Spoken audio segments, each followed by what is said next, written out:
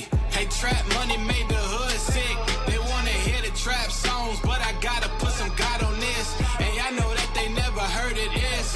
23 years, I was ignorant. I was only in the sports, talking whoremongering. Whole family gang banging, warring over colors. Hey, I know that you seen the same things coming up. I know that you seen that man change, I'm growing up. I hear that they say the Bible got solutions, but I'm clueless. All I hear is trap music and them views is going stupid. Who is it that's gonna view your music? It's the youth, and look at what you doing to them. We the problem, my own people, we the reason for our ruin. Damn, hey, we were slaves, but there's another side. Come back to freedom as an Israelite.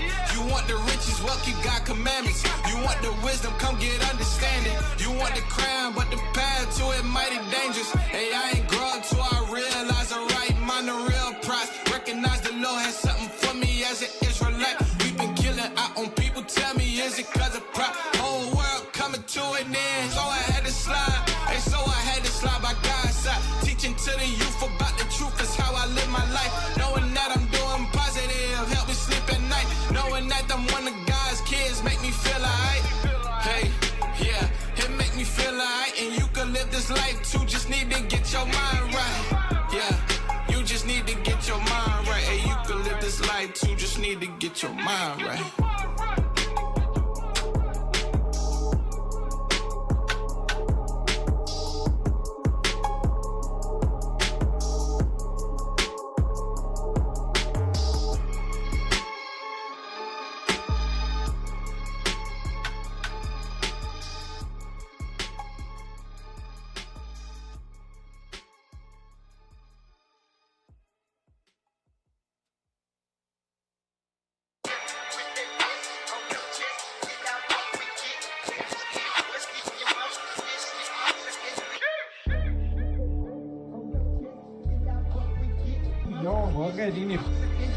Crazy. Yeah. We waking them up, ain't no hitting the snooze. Pick apart your religion, I know that you choose. Four ways with the devil, I rose to a level. They counting me out while I'm counting the cost. And I'm cold like the frost on your window and dead of the winter. I know that they send the pretenders, inspired our members, but we never catch none of the shots that you sent us in. We got a ruthless method just to check it. Sayonara, goodbye, getting disrespectful. Good guy, no card for the incidentals. The damage you cause must be paid with your head. They rage a war in the land, but that land is the land of the saints. God chosen people is something you ain't. Know we the tribes, and now they won't file a complaint. Confident we the saints, so the burden of proof is on you and your crew. Who are you really? I give you a clue. Who changed the face of the judges? Who live by the sword and they weapons? Who telling the lies about Jesus? Who changed his appearance and features? What country adopted the eagle? That nation, the eagle. Just taught the Bible in a whole different language. These niggas outside town getting dangerous. Never been to London, but I got me a Cambridge. Heavyweight, big dog, got it. Try it if you want. Bible in a holster, fire in a hole.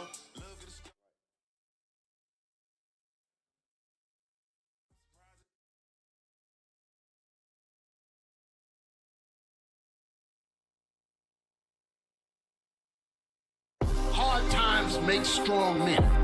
When we see crap like this, you got to do something, man. Don't fool yourself. We still in slavery. We being hanged, we being killed, and they love doing it.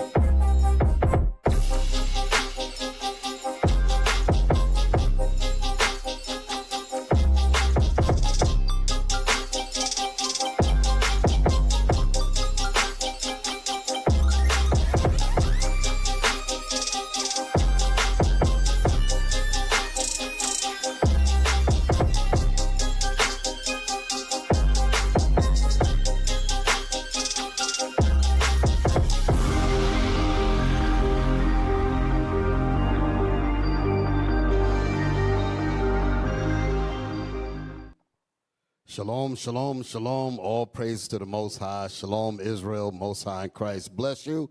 Bless you all. Happy new moon, because we're in the new moon right now, and we'll be rolling into the Sabbath, okay, the seventh-day Sabbath. So all praise to the Most High. We are here live for another Bible, the Book of Our Fathers.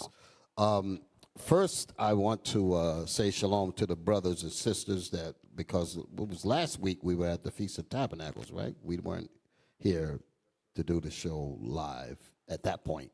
But I wanted to say to all of you that I hope that you've enjoyed your Feast of Tabernacles. I know for me and the rest of the brethren, it was something that was very well needed. I know I needed it. I think I slept for the first 3 days.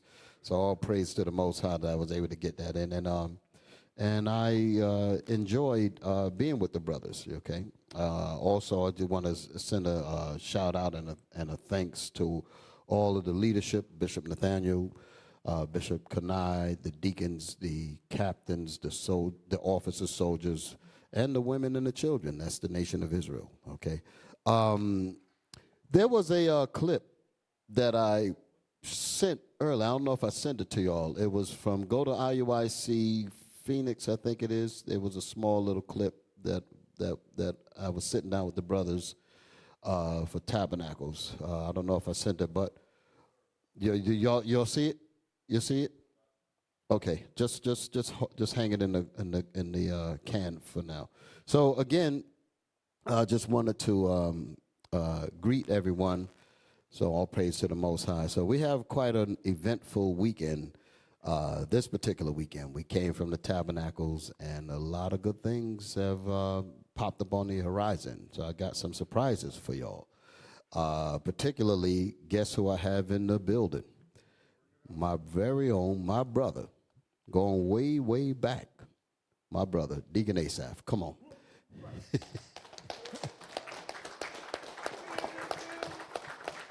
Shalom, shalom, Israel, Most High in Christ bless. I'm happy to be here in North Carolina. This is my second time since the first time I was here for the grand opening. So it's a pleasure to be here, to be on the show, to have the official shirt on. That's right. The official shirt on. Okay? Yes, sir. Yes, sir. Yes, sir. Hey, I don't think they saw it. Get another look at it. The official shirt on. Okay. I'm going the wrong way. Yeah. Oh, now y'all catch There it. it is. There it is. There Y'all see that? Yes, sir. Yes, All sir. Yes, praises. sir. We're going to make a believer out of everybody. That's right. So all praise to the Most High. Man, that's. So what a way to bring in the Sabbath. The sun ain't down yet, but it's going down, and it's going to go down with a bang. Once again, y'all going to hear about history. Y'all going to be edified. Y'all going to hear this Bible come out like no other church. Okay? We the men of the Most High. We the sons of God. That's right. That's right. That's right. Okay? And the Lord has anointed us to bring forth this truth, to deliver our people from the four corners of the earth. So let's let the show begin. All praise to the Most High. And I further will say that Deacon Asaph is going to be broadcasting from our very own right here for Friday Night Raw. So we're going to roll up to 9 o'clock tonight. I don't know if Deacon Laba has got something scheduled with his normal program, but I did send a message out that we was rolling up to that point. And so Hammer Time, I believe, will still be broadcasted on that particular channel. So I just want to just say that. You know, I'm not trying to hold anybody hostage, if you will. And then Fix Your Face will be on at its normal time. I believe he said he wants to begin at 9:30. So around 9 o'clock, you know, depending on how things move, we're going to make sure that we have plenty room to get Deacon and his crew in, okay? So all praises to the Most High. It's a beautiful thing to be back here again. Like I was saying about the tabernacles, and we're going to get this disclaimer in. It's a shame that we got to do this, but I'm going to bring up the, you know what, let's get the disclaimer going on. And, oh, by the way, I'm sorry. I didn't even finish. See, when I got this long table here, I got to remember, I got to hit everybody. So let me go on down the line. I'm getting carried away. I got my very own, my brother from Escaping the Plantation. You know what it is, man. Captain Gedaliah in the building. All praise. All praise. Honor to be here, Bishop. Honor to be here. All praise. Man, that's an honor. It's an honor.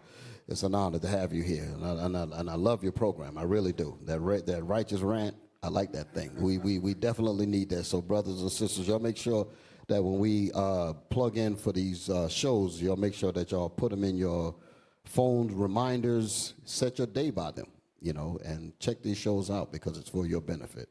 Also have Captain Josiah in the building. Check. Okay. Shalom. Most High Christ bless. Okay. Pleasure, Bishop. Okay. Pleasure. So all praise to the Most High. And we got our very own Captain Sarai in the building, as you all know that. All praise the Most High. It's honor to be here with these mighty men. All praises.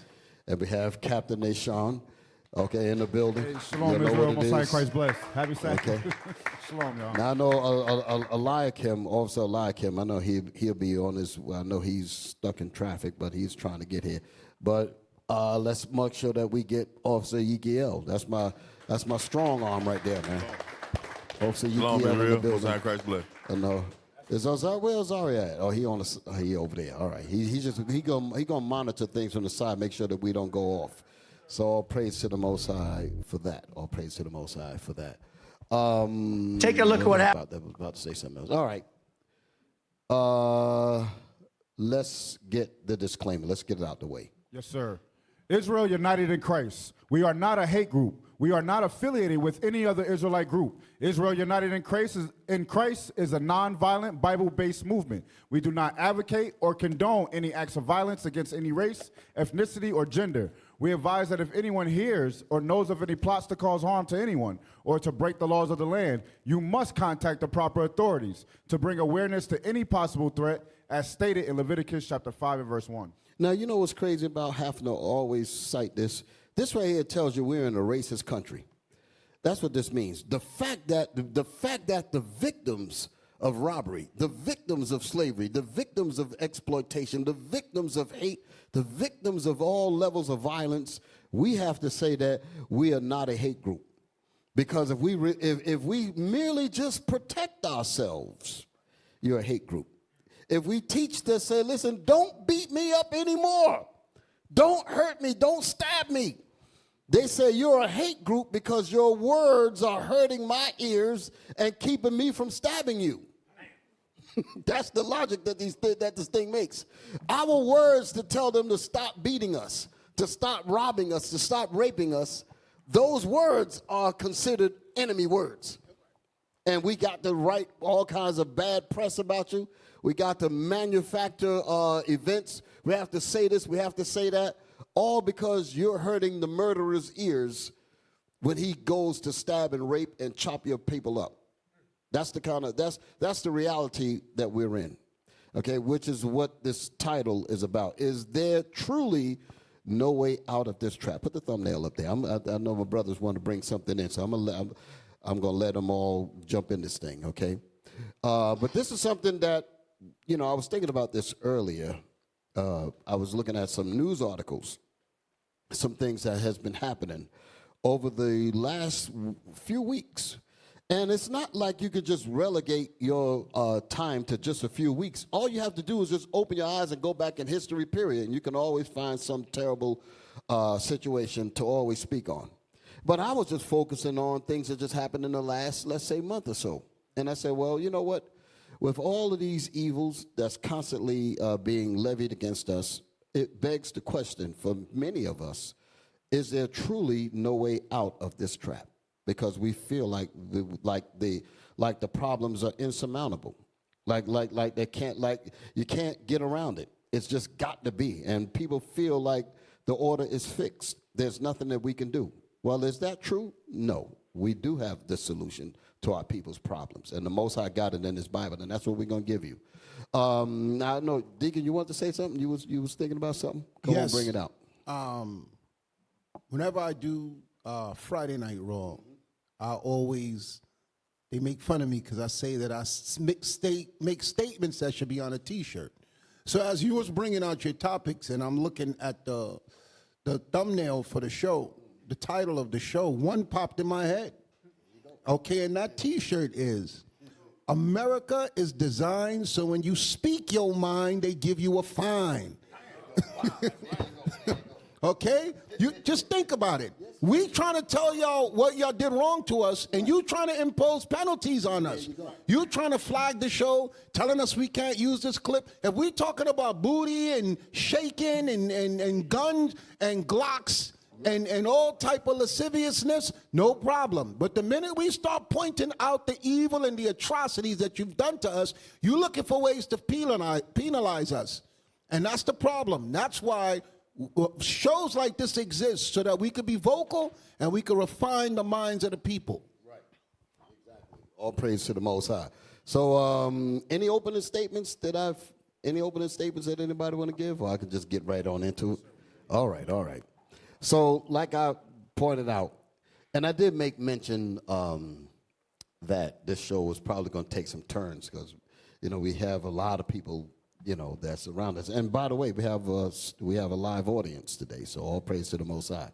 So we're not in our usual studio that what most people might be paying attention to. We're actually on the sanctuary side, but like we say, the show must go on. Okay, we have to teach the people.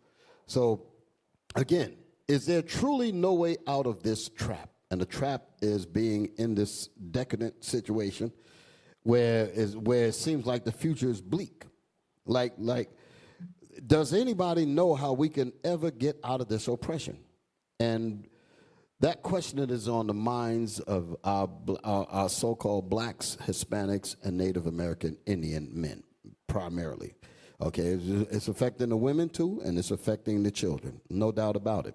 As soon as you go to kindergarten or even preschool, your kids are experiencing a level of racism, a level of bias, indifferent treatment, stuff like that. Your children feel it, and they are not even old enough to even articulate it yet, but it's being drilled into their psyche.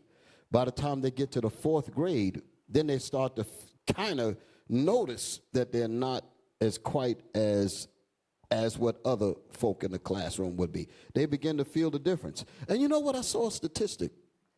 They said that, and I wanted to find this. I should have brought this in here. They said that their calculations, listen good, their calculations on how many prisons to build is based on 4th grade minority statistics. They watched your children in the 4th grade, and they can say, well, X amount of them is looking to do this, X amount of them is looking to do that. By the time they get into early adulthood and juvenile and all that, we need to have prisons for them. Prison, the school to prison pipeline, all of that connects with it. Now, I'm somewhere along the line of this class, I might literally look that up and show it to you, to let you know that I'm not. Yes, let's look that up, because I did hear that. I want to say I read it in rather credible sources. Well, boom, there it is. There it is. They on point. Wow. Politic fact. Okay, that's the news apparatus that brings us forth. What it say? Private prison systems are calculating how many new beds they will need based on the number of 3rd graders. Wow. Do you hear that? Prison. They ain't talking about doing that to white folks. They're talking about doing that to us. Now, here's the funny thing about it. They're busy so focused on us. Again, I'm just still dealing with the disclaimer. They're busy saying that we are a hate group and we are evil and this and that and the other simply because we're trying to offset this. And they say you're not allowed to pluck your people out of the fire. Let them burn. Let them be jailed. If you say anything against it, you are a hate group because you're trying to stop our prosperity of exploiting you. That's some stuff. That's how deep it goes. You're messing with my pockets, so you are a hater of me. That's the logic behind that. But we're so duped, we don't even see things like this here. Hey, I saw something earlier today. Snowboarder in the Olympics was busted for trafficking cocaine. Find that for me. Watch this. Full white dude.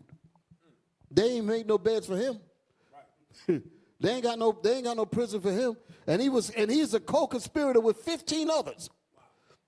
He's bringing in dope. There it is. Wham. Throw it up there. NBC News. Nothing but Caucasian news, right? NBC News. Look at this. And they call us a criminal. Go ahead. Olympic snowboarder wanted for, y'all gotta move the screen. Yeah. Wanted for running murderous drugs. Hold it. Running murderous drugs. Murderous drug trafficking operation. He was running it, the FBI says. Now, we'll look at the headline. Well, read the rest of this here if you can see it. Can you see it over there? Oh, you got to turn around? Well, I got it closer. Yeah. All right, here we go. It says Ryan James Wedding, 43, represented Canada. I got to get you a bigger screen, Nashawn. I can't even see it over there, but we're not on our normal side, but we're going to get all that stuff straightened. Go ahead. Thank you, Captain. Yes, sir. Ryan James Wedding, 43. 43 years old. Come on. Represented Canada in the 2002 Winter Olympics in Salt Lake City. So he was in the Olympics. Go ahead. In Salt Lake City, Utah. Go ahead. Prosecutors allege his operation shipped as much as 827 pounds. Pounds, not ounces, pounds. Go ahead. Of cocaine in a single month. So this man was doing some serious drugs. Right. Every month he was bringing in damn near 1,000 pounds of cocaine. I heard a statistic like that going way back to the Clinton Chronicles. I better lean back because I want to live a little bit longer. I know the Most High is with me. So, Yes, people sir. like, yo, he talking too much. But anyway, look at the video. Look at the. I think the video was showing all those bricks of cocaine that this dude was moving. Go back to that reading again. No. Look at that. Look at that. Look at that. Look at that daggone thing. Wow. You remember the movie Scarface when he had all that cocaine on the table? That's a movie. This one, even though it was built based on real life, but what you're seeing here is the real deal, and that's what they caught. Right, that's 2 weeks worth of That's shipping. just 2 weeks worth of work there. Look at the damn desk that the FBI agent is standing at. Look at the rest of it. Wow. It look like a little pole compared to all that dope that's on. And listen to me. That was getting ready to turn into crack. Yep. And that was going to go to our black and Hispanic mothers and fathers. That's where that was headed for. Why? Because we feel that there's no way out. And when we feel that there's no way out, stuff like this will make you feel like here's your escape. This is some serious stuff. We got some real situations going on. I'm going to touch about that too.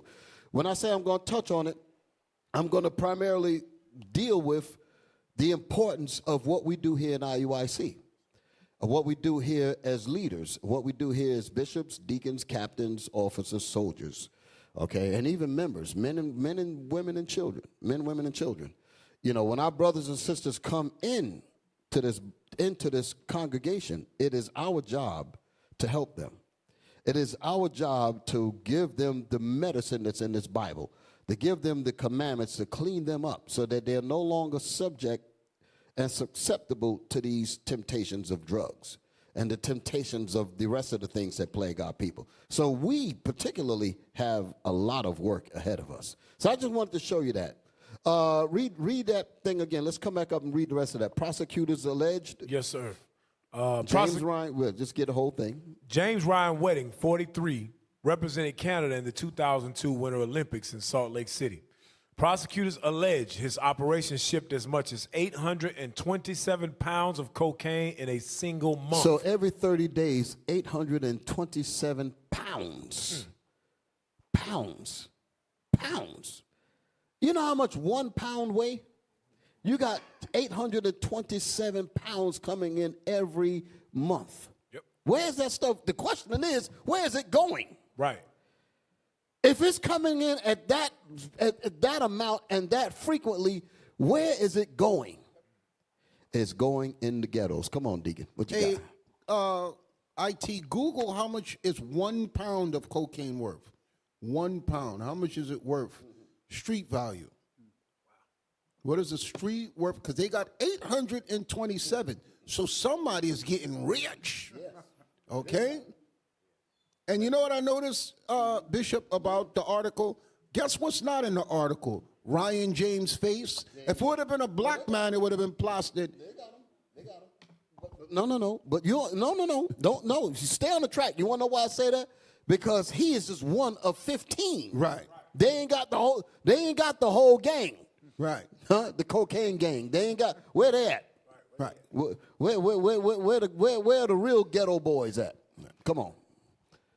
We got the number of what 1 pound of cocaine. Cocaine is known to be an expensive recreational drug, though its street price can vary quite a bit based on factors like location, demand, purity, and more. For the average user, a gram of cocaine costs $60 to $200 in the U.S. That's 1 gram, making relatively pricey habit over time. It's not going into what a pound. Does it say what a pound will go for? How many grams are in a pound? It's 28 grams in an ounce. So I think.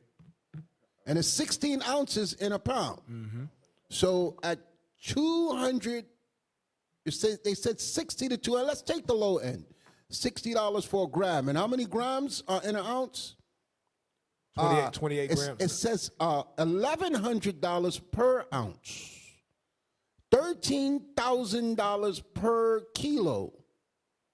Okay, they're doing the numbers crazy there, the way it differs. I guess they're going based on how you cut it and where you distribute it. Right. Well, here's the thing. This is what you got to recognize, because that's pure coke that they're bringing in. You talking about cutting it, but what happens when they get it to the ghetto? They turn it into crack. All those crack dealers, all those crack people, exactly. They cut it and stretch it and all that. All of those brothers that's in the ghettos, they become supreme chemists, and they know how to take that. They failed chemistry in high school now, but they became a supreme chemist when it came to turning cocaine into crack. Wise to do evil. Wise to do evil. So you're talking about long, long money and death going into it. My point in bringing all of this out is that this is allowed to come inside the country to destroy us. And a lot of the brothers and sisters that's hooked on stuff like this and many other addictions, they're going to come in. Alcoholism, promiscuity, whoredom, all of these things are vices that are used to cover up a pain of a decadent rot of being trapped inside a system where they feel there's no way out. So people will do this. Like I'll just speak primarily about women for an example. When you see a woman that's just giving her body to all kinds of multiple men, there's something wrong there. There's something missing. There's no fathership in her mind.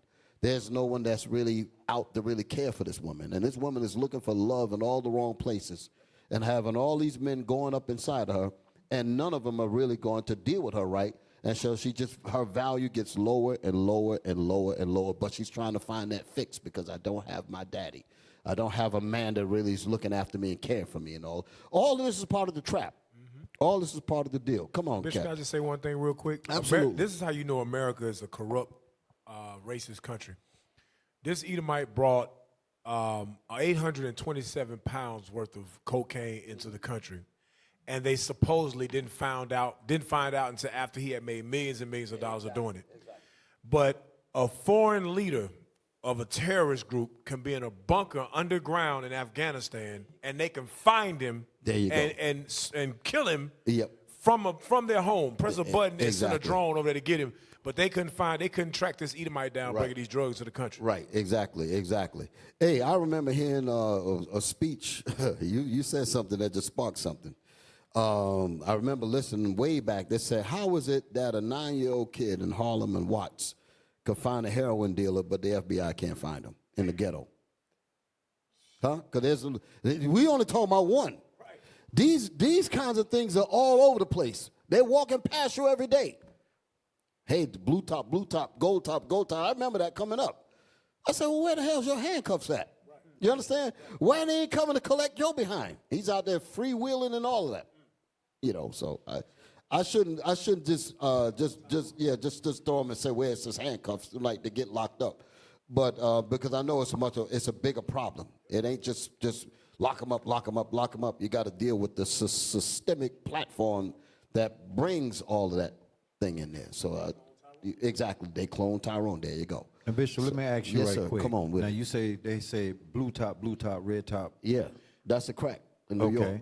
That's what I remember. But Now the different color variations, did that have something to do with the price of it? Sir. Yes, sir. Yes, sir. I mean, I don't know by experience, but I know that they had because like they But you know there's some significance behind I'm serious. it. Yeah, but there is. Yeah. They say, yo, I got that gold, bro. I got that gold. I got that red.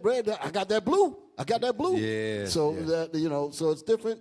It's different quantities, I guess, different strengths or whatever. But I know there's a science to it. And the other thing is, where the hell they get them crack vials from? That's they don't manufacture those things in Harlem. Where's the factory that make those things? Hey, and think about it. Do you see those crack vials for any other purpose than crack? No. Well, I've never seen them used for nothing else but crack.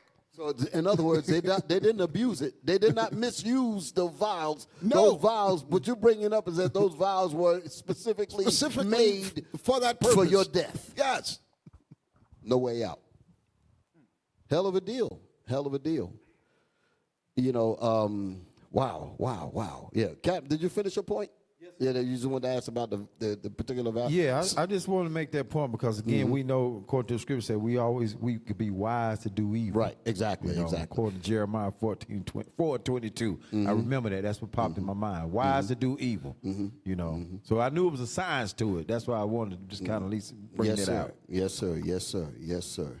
So, again, like I said in the title, is there truly no way out of this trap that we're in? And I make the point that this is a real question. It's a real question. It's a question that is frozen in the minds of black, Hispanic, and Native American men particularly, okay? And all our people around the world, but I focus on those groups. That's pretty much the totality of the 12 tribes of Israel. We're scattered all over the planet, okay? And I'm making a point about the no way out because it's a trap. You know, we live in a trap. We live under a system of oppression that is real.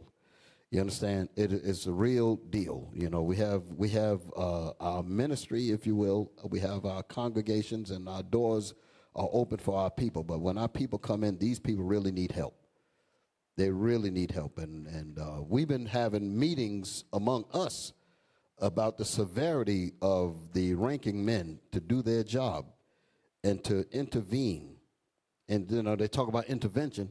We have to intervene in these brothers' lives and these sisters' lives to get them off of that thing that they're on. Don't just leave them be. Hey, brother, how you doing? Oh, I'm fine. I'm just battling. No, brother. You in here because you need help. You don't go to the doctor and the doctor comes in the room and you tell him you don't need him. No, you need help. And that's what we're here to do. We got to give you the Bible. We got to give you these commandments that's going to help you. And that's what our job is, okay? All of these men and brothers that's among us, we have to be the doctors, not only for our own selves, but mainly for our people. So, but again, dealing with the no way out syndrome, it's almost like what I come to understand as the battered wife syndrome. Okay, some people might not understand why I'm making that parallel, that connection. But the Israelites in this country or in this society, because it ain't just America, it's all over the planet, there is a, how should I say, a paternalistic relationship between the Israelites and the so-called white man. It is as if he's the father of us all, so to speak, like, Daddy, give me some justice. Daddy, give me housing. Give me this. Give me jobs. Give me, you understand what I'm saying? And that is the psyche. That's the relationship that we have with them. If we can't get our approval from Daddy, meaning them, we feel less than what God said that we were. That's a real situation. And the more these people beat us and mistreat us, we feel like we did something wrong to deserve that beating. That's a battered wife. It's an ugly reality, brothers. Y'all with me? Y'all get what I'm saying? You know, when we get on these programs, we have to get into stuff like this here. We got to talk about stuff like this because this stuff is real. But this is the way, and even though we smile at each other, we try to be cordial with each other, but somewhere deep in the deep recesses of our being, in our psyche, we feel like, like we need to get our Father's approval. You understand? And we have to break that. We have to break that. We got the words of God. We got to come out of that thing. So let me just expound on this a little bit, okay? This battered woman syndrome. And when I'm using the word woman, I'm using it figuratively to mean the whole nation of Israel, only because we have this paternal relationship with our oppressor. The same thing what people call Stockholm syndrome, all that's connected in the same thing. So read that. Yes, sir. Battered woman syndrome. Psychological symptoms develop in some women who are victims of physical, That's hold it. Now, I'm going to change the word women to us, the Israelites, who are victims of physical violence and abuse, slavery. Right. The injustice system, the monetary system, the economic system, all of these systems have been set up to literally abuse our mental the mental image of our own selves. Right. The confidence that you would want to have in yourself is worn down and eroded by the physical abuse that comes from these so-called daddies, if you will. This is some real stuff. That's the same thing like a battered wife. Read.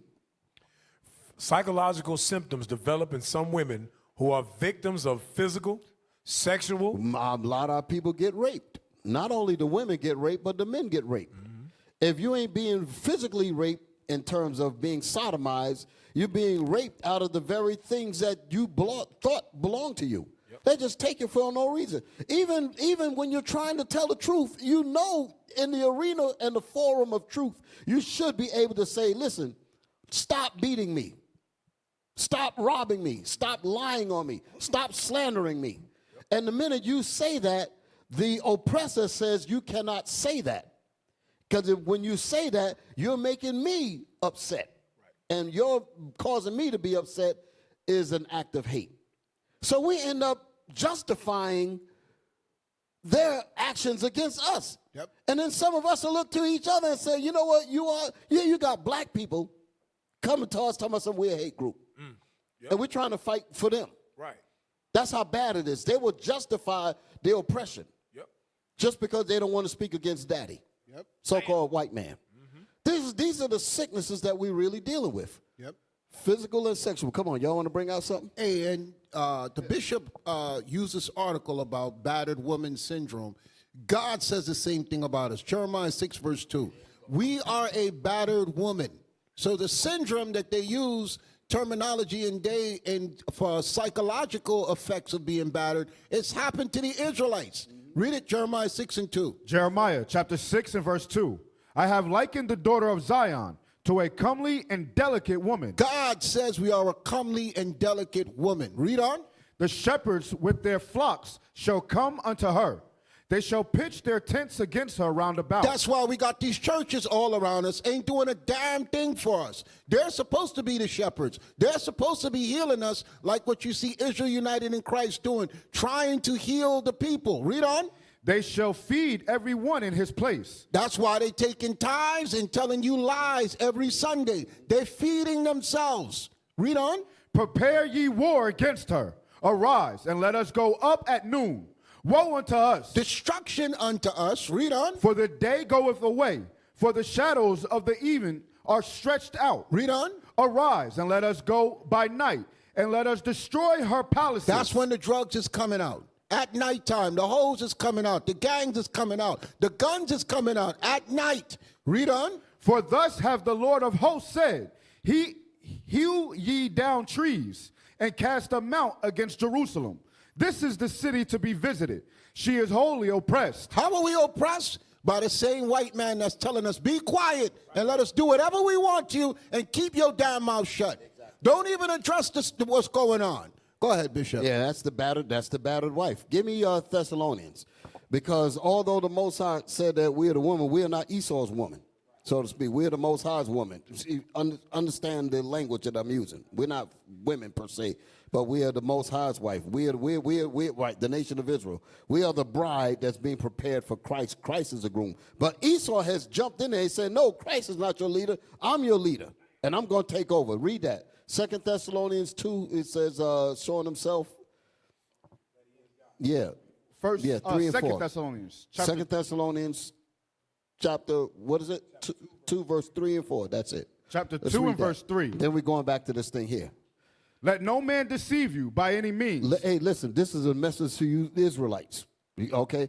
The ones that want to maintain your paternal marriage, if you will, to Esau. Okay, you still allowing him to rule over you in his thoughts. His mind has become your mind. You got to break that off. Like a woman will become the mind of her husband. That's what we're doing with this people. The white man is not your leader. Esau is not your leader.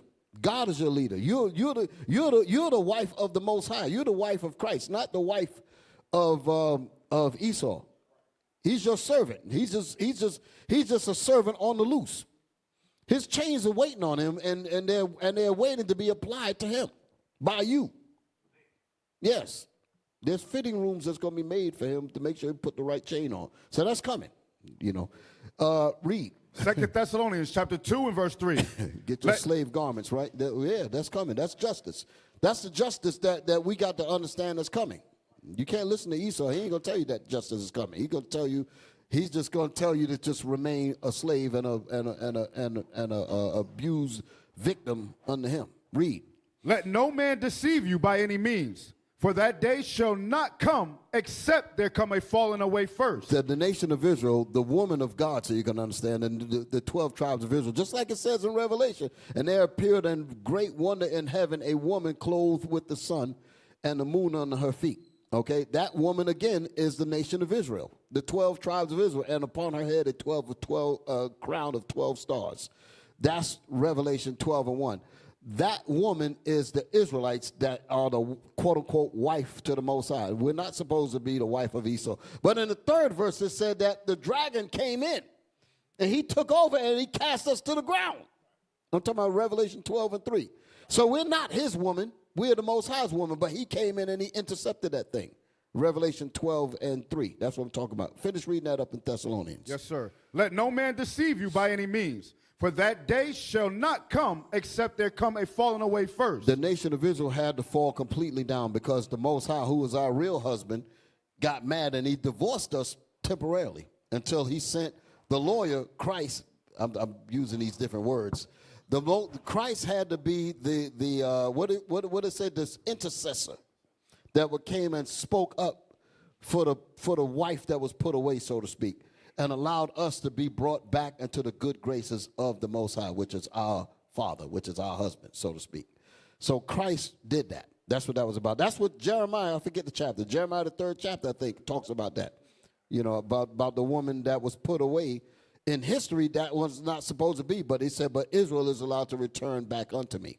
So that's us being brought back to the Father. But my point is, how did this man become the quote-unquote husband of the nation of Israel that I was speaking about earlier, where we have this paternal relationship with them, this marriage with them? Let me finish that. I want to answer you, Bishop. Go ahead. Jeremiah chapter 3, verse 20. This is how Esau became the husband of Israel. Because you niggers are wicked. That's how you cheated on the Most High. This is the proof. Jeremiah chapter 3 and verse 20. Surely as a wife treacherously departed from her. You Israelites, you treacherously departed from the Most High God. Read on. I'm reading again, Deacon. Surely as a wife treacherously departed from her husband, so have ye dealt treacherously with me. Why? Because we didn't want to be obedient to our husband. The Most High is our husband. And it's just like a marriage now. When a wife don't want to listen to her husband, everything goes into disarray. It's just like Eve in the garden. When she decided she treacherously departed from her husband and the Most High God and disobeyed the instructions. It's the same thing with us now. Read on. O house of Israel, saith the Lord, a voice was heard upon the high places, weeping and supplications of the children of Israel, for they have perverted their way. We've perverted the ways of God. As a wife that treacherously depart from her husband, read on. And they have forgotten the Lord their God. That's how we wind up being the white man's wife. Right. Where was I at before? Well, I was getting ready to go somewhere. Where was I? Second Thessalonians 2 and 3. Yeah, read that again. 2 Thessalonians chapter 2 and verse 3.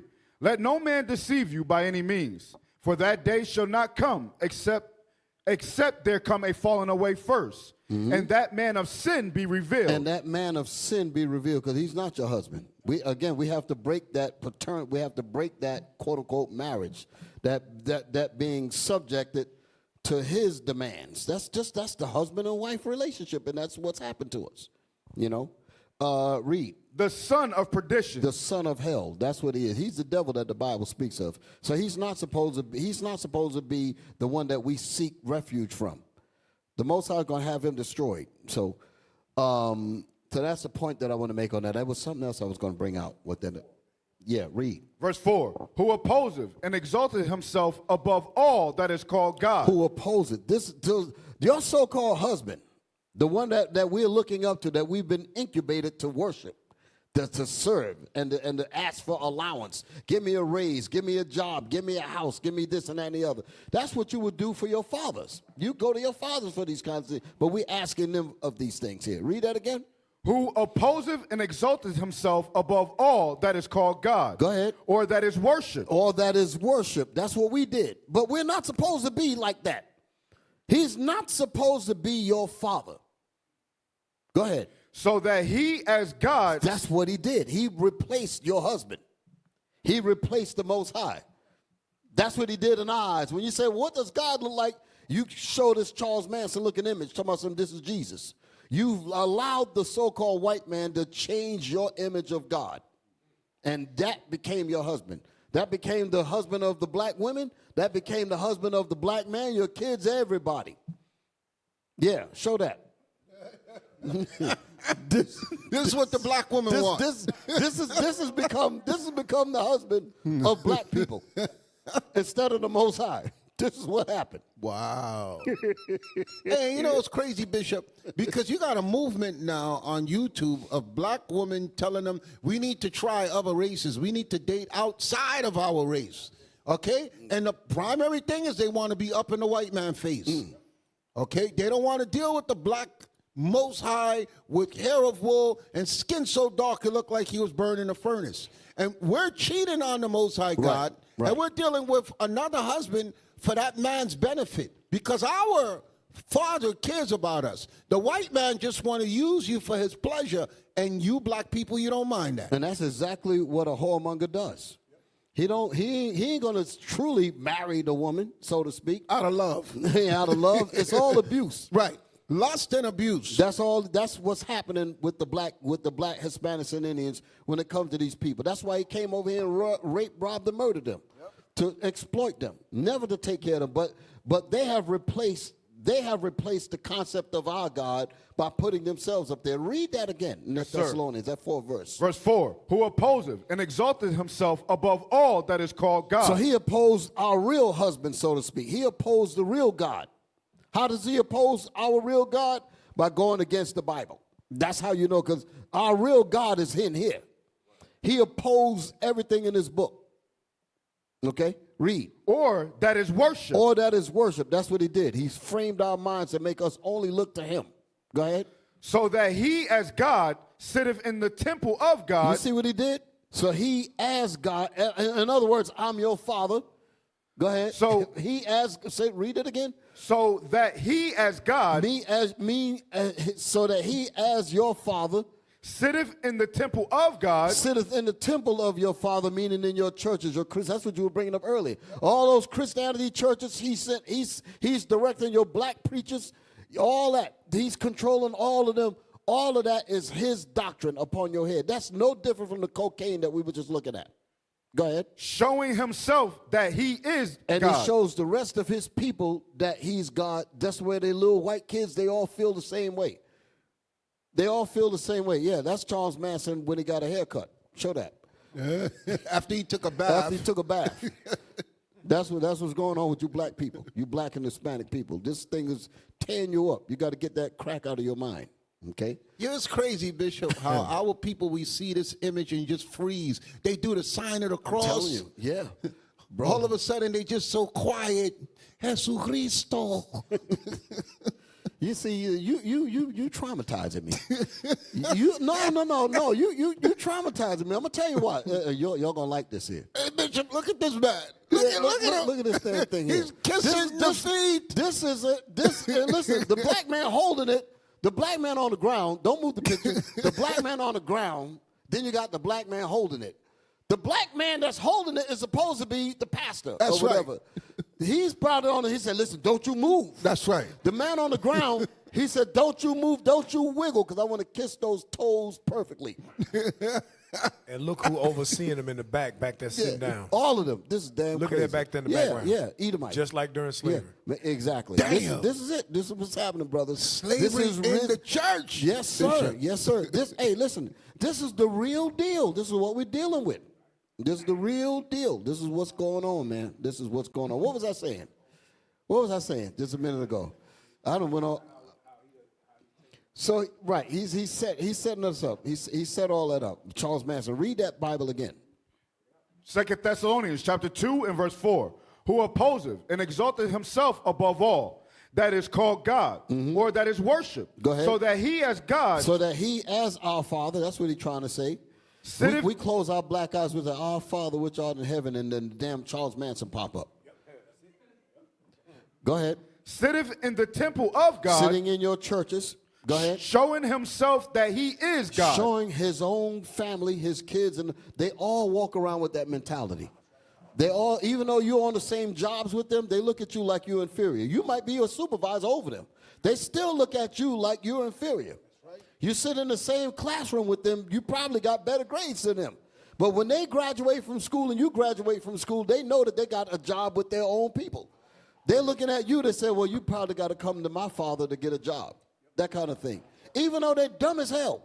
You done aced all kinds of tests, did all kind of stuff, but they know that the order is fixed in their mind because they said, well, we're God and you're not.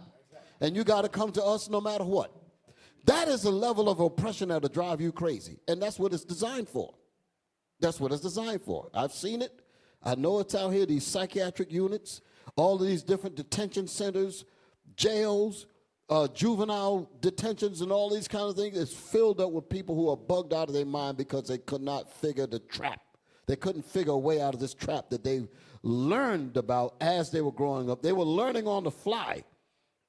You know, some people have gone all the way through school, went through went through grade school and all that. When they got to a certain level and they out on the street dealing, hustling and all that, and the next thing you know, because they think they're doing something that nobody else is doing. And by the time the quote-unquote law catches up with them, they go through all kinds of juvenile justice and such, and then wham, they're in prison. And when they get in prison, they look around and they see they say, well, damn, all of us made it to the same reality.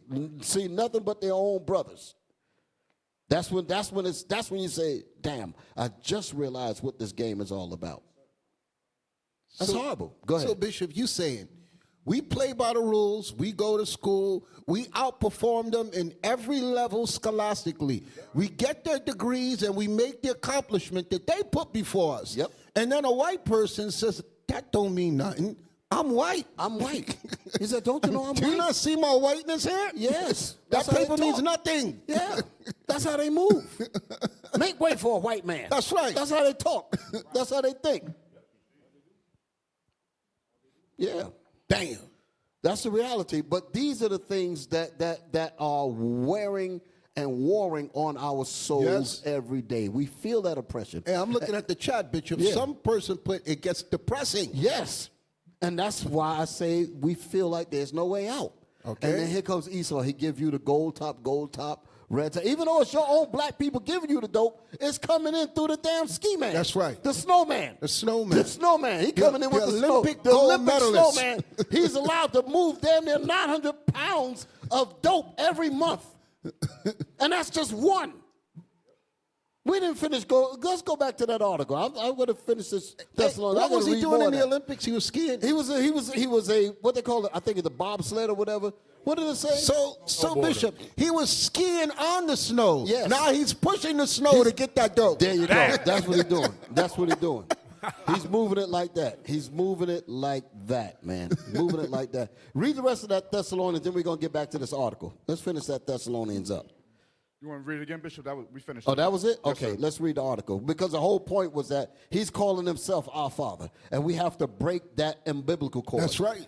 That's the point. I'm glad that's the word I was looking. We got to break that umbilical cord.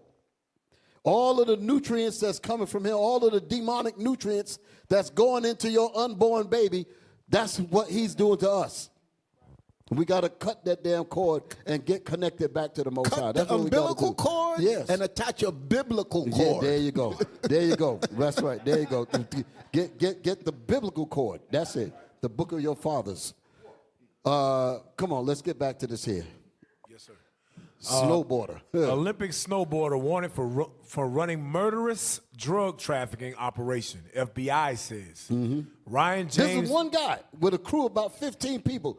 And you got drugs all over this damn country. So you know there's like 500 more of these dudes out here on the loose. Oh, yeah. Go ahead.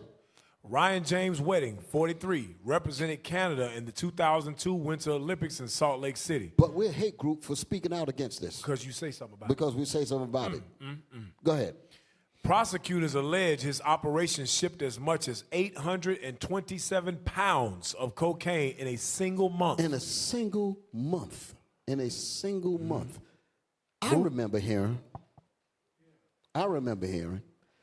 Now, people can check the sources out. Because like I said, I said something earlier, and I said that people might be looking for me because I said this thing.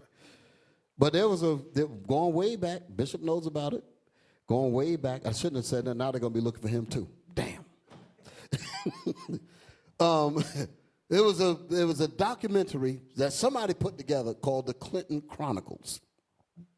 Check it out, The Clinton Chronicles. And in there, they were talking about Hillary Clinton, they were talking about Bill Clinton, and they said that they were smuggling drugs into Little Rock, Arkansas for 12 years. They were making over $100 million a month for 12 years. I believe that's what it said on the tape. Wow. For 12 years. For 12 years. So somebody said, well, you assert that, you prove it. Okay, well, let's look the documentary up. And There's a whole documentary on it. Yes, I'm telling you. They pulled it off YouTube, and they were selling it on the streets in New York. Remember, So you know what I'm talking about. I The Clinton Chronicles. Yes. That's what the name of it was. Okay, this was before they came into office. They were smuggling the dope through nose cones in planes. That's right. Then the nose cones in the planes. That's what they were talking about, on special runways and all of that. That was carted off. Whole lot of stuff. So what you see here is nothing. You know what it's like to have $100 million in dope for 12 years every month? So this dude this is not even a finger in the dike. Yep. You know, so read the rest of this thing here. Come on. Moving it from Mexico to Southern California. Somebody posted Hillary Clinton Pizzagate scandal as well. So that might be, because I remember that term too, Pizzagate. Come on. Go ahead, Captain. Read. Moving it from Mexico to Southern California. Moving the dope, moving 827 pounds. Now, wait a minute now. Moving it, let's do something here. Moving as much as 827 pounds of cocaine in a single month. Moving it from Mexico to Southern California and then to Ontario, Canada. So wait a minute now. By the time it got to Canada, it was just 827 pounds. Exactly. But who the hell knows what it was when it was down in Mexico, when it was down in California, where all them gangs and all of that at. Yep.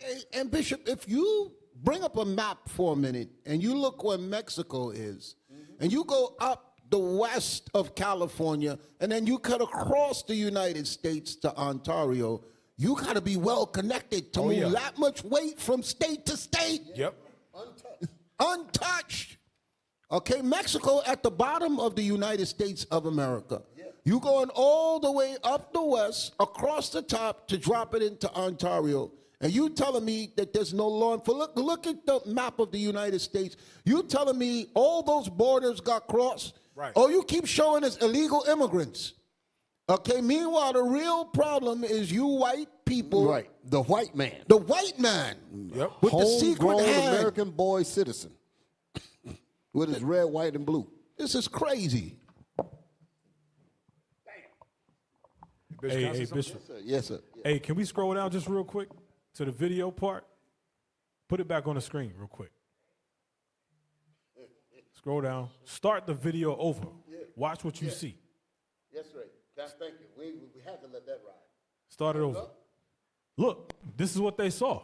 Look at that. Charles Manson. This dude will come to this guy will show up on your doorstep, and you will say, Jesus is coming to visit me. Right, there it is. That's it. This is that. That's that face.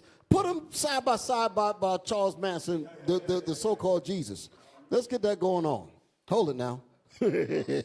That's how I'm going. Not my Jesus. Oh boy, I know they mad at me now. They said, nah, boy, they mad at me. Right. So No. Well, that was good. That was a good one. Yeah. Show that one. Just let people see that here. This is Charles Manson in real live form. So every once in a while, we have a furlough program where we bring them up and let them come on the show. Yeah, we bring them out of prison. You know, we give them some visitation rights here. But but give me the other one, the one that would that be in church.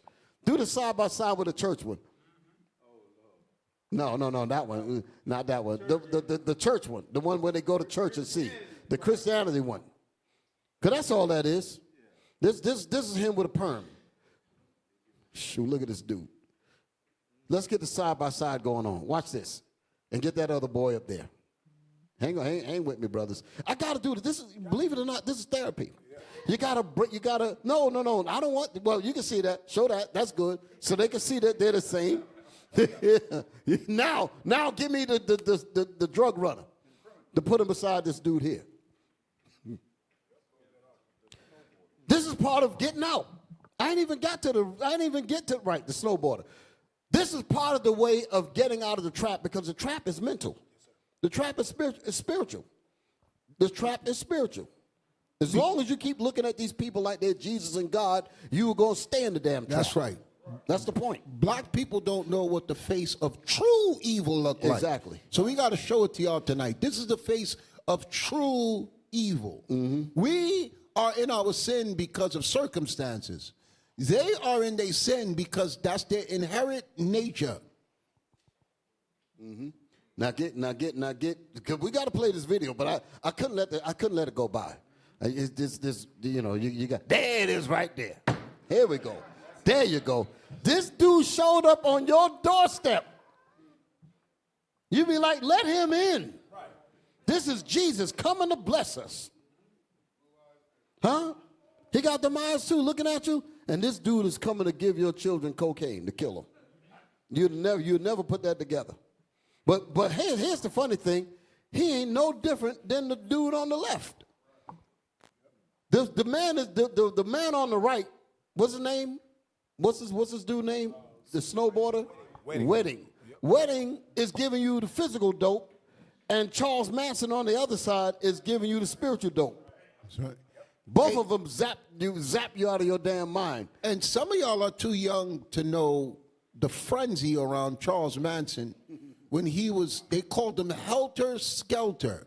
And he had a cult, and he was killing people and carving people up. Well, he said he ain't doing the killing. He said he had the women doing the killing for him. Yes, he said the women were killing for him. Okay?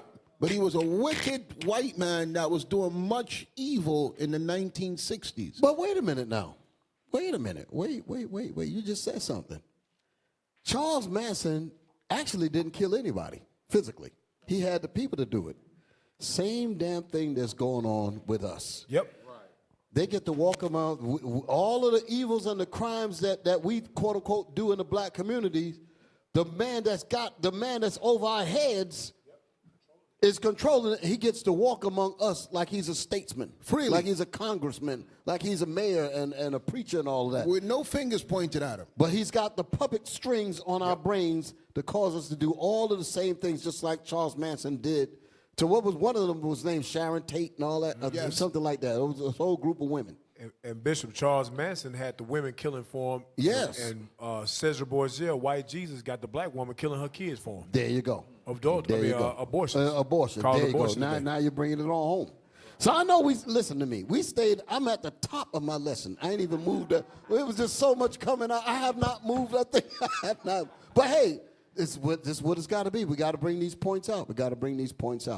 So like I said, go back to the wife battered syndrome thing. Go back to the wife battered. Oh, no. We need the video. Play the video in this thing here. We got to give our people the full dose of how this thing works on our minds. Hit it. Olympics. Prosecutors say he shipped more than 800 pounds of cocaine in a single month, sending it from Mexico to California and then up to Canada. NBC News correspondent Guad Venegas joins us now with more. Guad, this is a crazy story, right? I mean, it's hard to believe all of this is true, but prosecutors say this guy... Stop. What the hell she mean it's hard to believe this? This is America's pastime. What the hell are you talking about? Translation, it's hard to believe such a precious white man would be involved in something like this. Right. Maybe he was framed. Right. This right, exactly, because it just don't happen. That's how she's talking. Like I said... why is it hard to believe? Nothing but Caucasians News Network. I'm telling you, hey, they ain't no different from the dope and the poison that they sent up to Gad on when they were trying to take the land, when they sent smallpox into the blankets to kill them. So they've been murderers. They've been killing people off. That's right. Talking about something we just can't believe. You black people that be caught up in listening to this dragon, you're gonna die. I'm telling you, like you better the wake movie up. Curse of the Flower Moon. Those natives, women there, looked at the white man as he was God and married him. Meanwhile, he married him and killed him and took their land and took everything. Right. Okay? That's the nature of them. Natural-born killers. Yeah, man. Hey, don't say that thing too much, because I'm gonna end up doing that daggone thing, man. Y'all keep irking me out. Somebody said we're gonna get him before you do that one. But I got to deal with it. Put the video back. Look her face. She's in disbelief that the white man can do something like this. And that ain't nothing but her daddy. She ain't saying nothing different. That ain't nothing but her daddy. She out there playing like she's so innocent. The hell is this? Let it play. I'm in shock. I can't believe it. And you black people will fall for that, and we're the victims of all kinds of violence and drug and everything else that you could imagine. Wake up, brothers. Wake up. Wake up, sisters. Cut it out. There's more to play. There's more. It's not finished. More in this video. Let it roll on. Wedding was actually the leader of the group. How big of an operation are we talking? Here we go. Ellison, this reminds me a lot of the Mexican drug organizations when we get details from U.S. attorneys of how they... Stop. The white man being the damn devil. Immediately, he just shifted from the Caucasian, 100% white American white man, and he went to Mexico. Right to Issachar. You see that? Mexico is not in the United States. Well, I mean, technically it is because you bastards stole it. But from California all the way to Canada is white jurisdiction, so to speak. So this man was doing all of that with that huge-ass operation. Don't mention daggone Mexico. Go ahead, man. Damn. Go ahead, man. Play it. Operated. So we're talking about a group of individuals that operated between Colombia... Stop. This would be him. Salt Lake snowboarder. You look at this, you said, this is the kind of man that I want my daughter to bring home. That's right. He making plenty of money, girl. You better get that man. That's how they were talking. That's how some of our women, some of our mothers think like that. And this dude is bringing in damn near 900 pounds of cocaine every damn month. Just a good old boy. Yes. Hey, you want to know what? This is like shock therapy. Some of our people see this and their whole minds, they're having a mental breakdown, a complete mental, psychological meltdown because their Jesus is just being melted by the truth. Right. And this is killing them. They said they can't say, I don't want to see that. Don't show me that. Because they want to keep that frozen image of these people being over them. We got a lot of work to do. I keep hopping back on that. Don't lose your point. I keep harping on that because our brothers, we got to understand that when our people come through these doors, although we're talking big, we're talking about it in many different variations and we go into all kinds of different levels of the psyche and all of that. But believe me, believe everything, what I'm telling you, our people are struggling with these very situations, okay? Our people are being plagued, but everything that we just talked about, our people fit what we're reading and what we're talking about.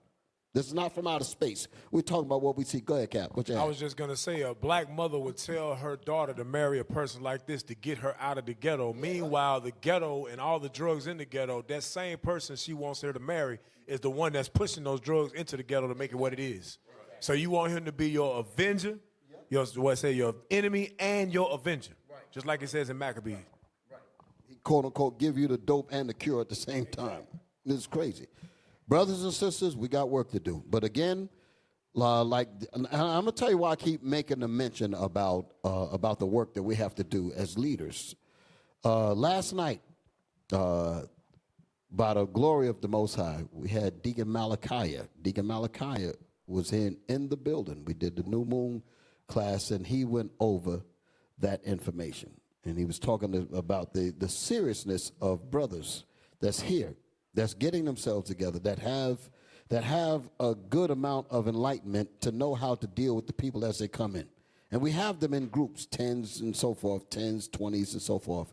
And these brothers have been given the equipment, the scriptural equipment, the medicine cabinet basically, to cure our people when they come in. So they're supposed to be able to deal with these brothers when they come in and deal with their problems, okay? So that's what we're here for. That's what we're here for, brothers and sisters. We're here for the people, and we have to do our job, okay?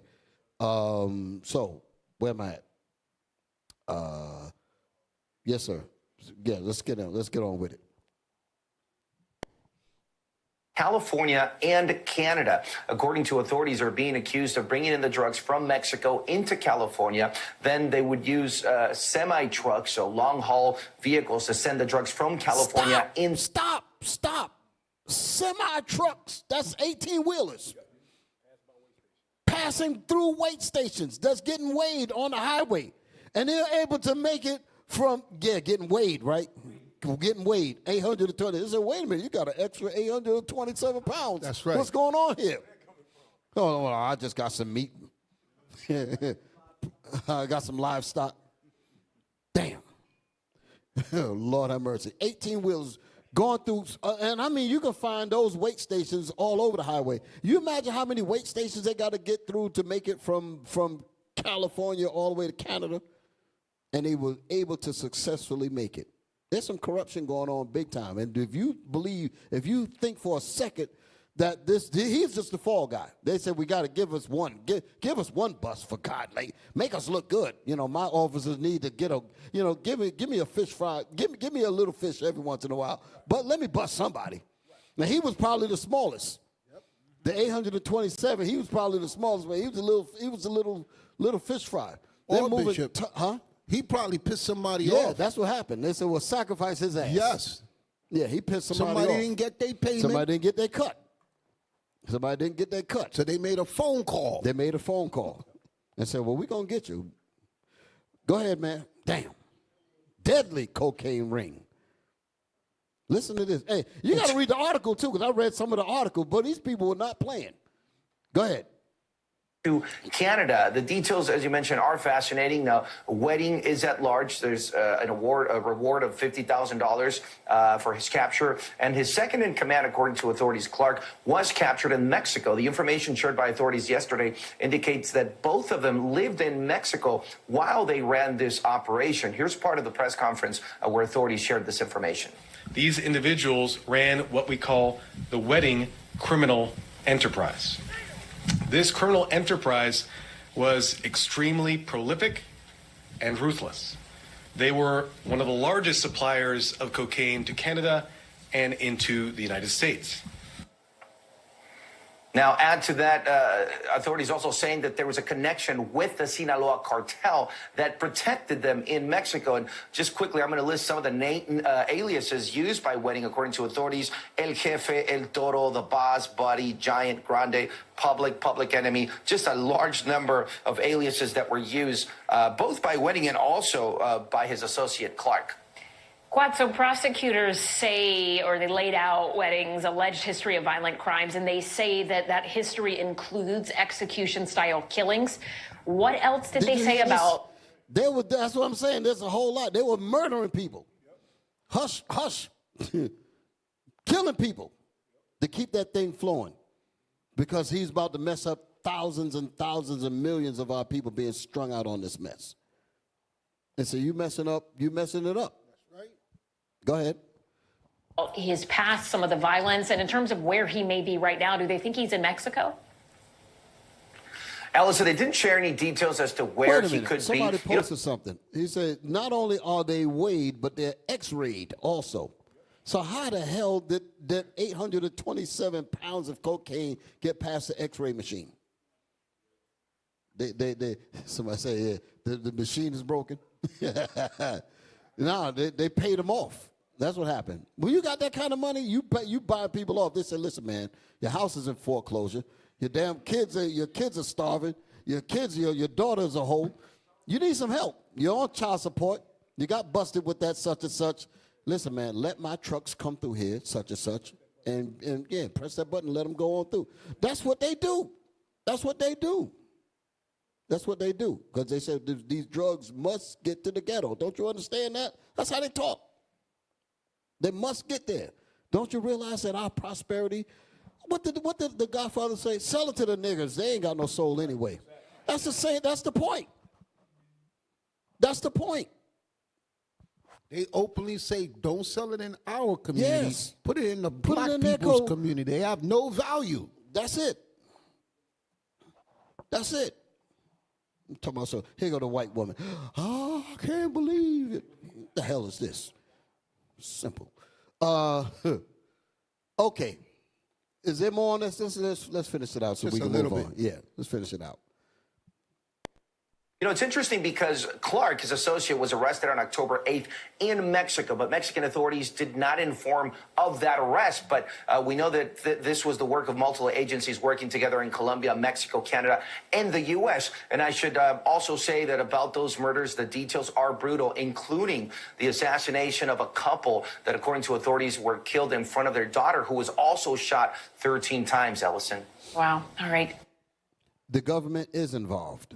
I saw somebody posted that. Yes, the government is involved. You cannot move you can't move nothing through the system. If you owe $5 on your taxes, they're going to use a Hubble telescope from out there in outer space and find your damn tax returns. They can find it to see if you did anything or not. You understand? They can find a dime in a forest from outer space with this damn telescope, but yet they can't track 827 pounds of cocaine coming through.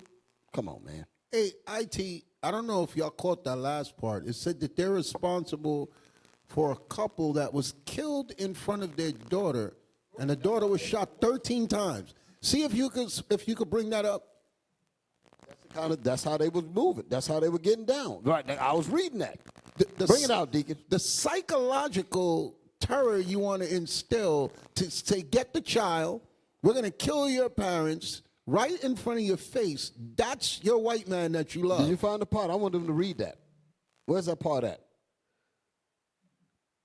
A former Olympic snowboarder has been charged with running a drug smuggling operation, allegedly shipped huge amounts of narcotics across the border and killed 4 people, the FBI said Thursday. A $50,000 reward had been offered for information leading to the arrest of Ryan James Wedding, 43, who represented Canada in the Winter Olympics in Salt Lake City 2002. Wedding is now considered an armed and dangerous fugitive, according to the FBI. Mm-hmm. I want to find the part about the kids. Was it in here, Deacon, that you saw that? I'm scanning it real quick. Nothing there, nothing there. Keep going. Because I know I saw keep that. Going. Okay, this is his arrest record. Wedding, who's allegedly used the name El Jefe Giant and Public Enemy, is charged with 8 felonies. He was previously charged with running and continuing a criminal enterprise, murder, conspiring to possess and distribute and export cocaine. Second man, Andrew Clark, 34, another Canadian citizen living in Mexico, whose alias is The Dictator, was arrested on October 8 by Mexican police and remains in custody. Both men face life in prison if convicted. Several of the gang have been arrested and are expected to make their first court appearance next week in Los Angeles, Michigan, and Miami. Slide up, slide up. Prosecutors allege that the gang shipped as much as 827 pounds of cocaine in a single month, most of it from Mexico to Southern California. Moving it from Mexico to Southern California and then to Ontario, Canada. The cocaine trafficking organization operatives would store the cocaine in stash houses before delivering it to transportation network couriers from transportation to Canada. Stash houses are what they call holders. Okay, it's probably beautiful, Yeah. luxurious Yeah. homes. That's like you just hold the dope for us, and we'll come back for it, and it better not be cut. That kind of business. They showed you something like that in that movie called The Professional. Remember the Yes. guy that was holding these? I'm just a holder. Yes. And when they came back and they found out that 10% of it turned to cut. Yes. And remember, was it Sicario where they found the dead bodies in the wall? They went into the house and they were breaking the hole. They were just killing people and putting them in the holes of the walls of these nice homes. Damn. Okay? It might have been, so I think somebody posted the movie Blow with Johnny Depp. I saw that movie too. I remember Blow also. Come on. Couriers for transportation to Canada using long-haul semi-trucks, prosecutors said. Damn. Wedding and Clark are also accused of directing the killing of 2 people in Ontario in November 2023 in retaliation for a stolen drug shipment. As alleged in the indictment, an Olympic athlete turned drug lord is now charged with leading transnational organized crime group that engaged in cocaine trafficking and murder, including. This is just one guy. One guy. This is one operation. That's There's right. thousands of them operations going on within this country. Thousands of them to make sure that the dope gets to the veins of your children, gets to the nostrils of your sons and daughters. That's the reality. Go ahead. As alleged in the indictment, an Olympic athlete turned drug lord is now charged with leading a transnational organized crime group and engaged in cocaine trafficking, murder, including innocent civilians, Estrada said. Matthew Allen, special agent in charge of the Drug Enforcement Administration in Los Angeles, said the drug trafficking gang had triggered an avalanche of violent crimes, including brutal murders, and that wedding, the Olympian snowboarder went from navigating slopes to contouring a life of incessant crimes. Already during the investigation undertaken in partnership with the LAPD in Ontario, officers have seized more than a ton of cocaine, 3 firearms, dozens of rounds of ammunition, more than $250,000 in U.S. currency, and more than $3.2 million in cryptocurrency. It ends there. So they didn't go into. Maybe we could Google it and see about.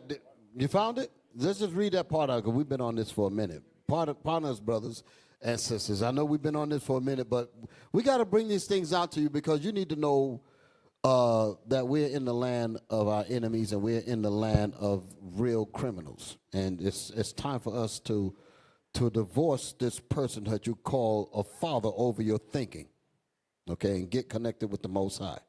And that's what we are set up in this congregation to do. As you brothers and sisters come in to get your minds right, we need to connect you back to your father. Is that the husband and wife, the couple?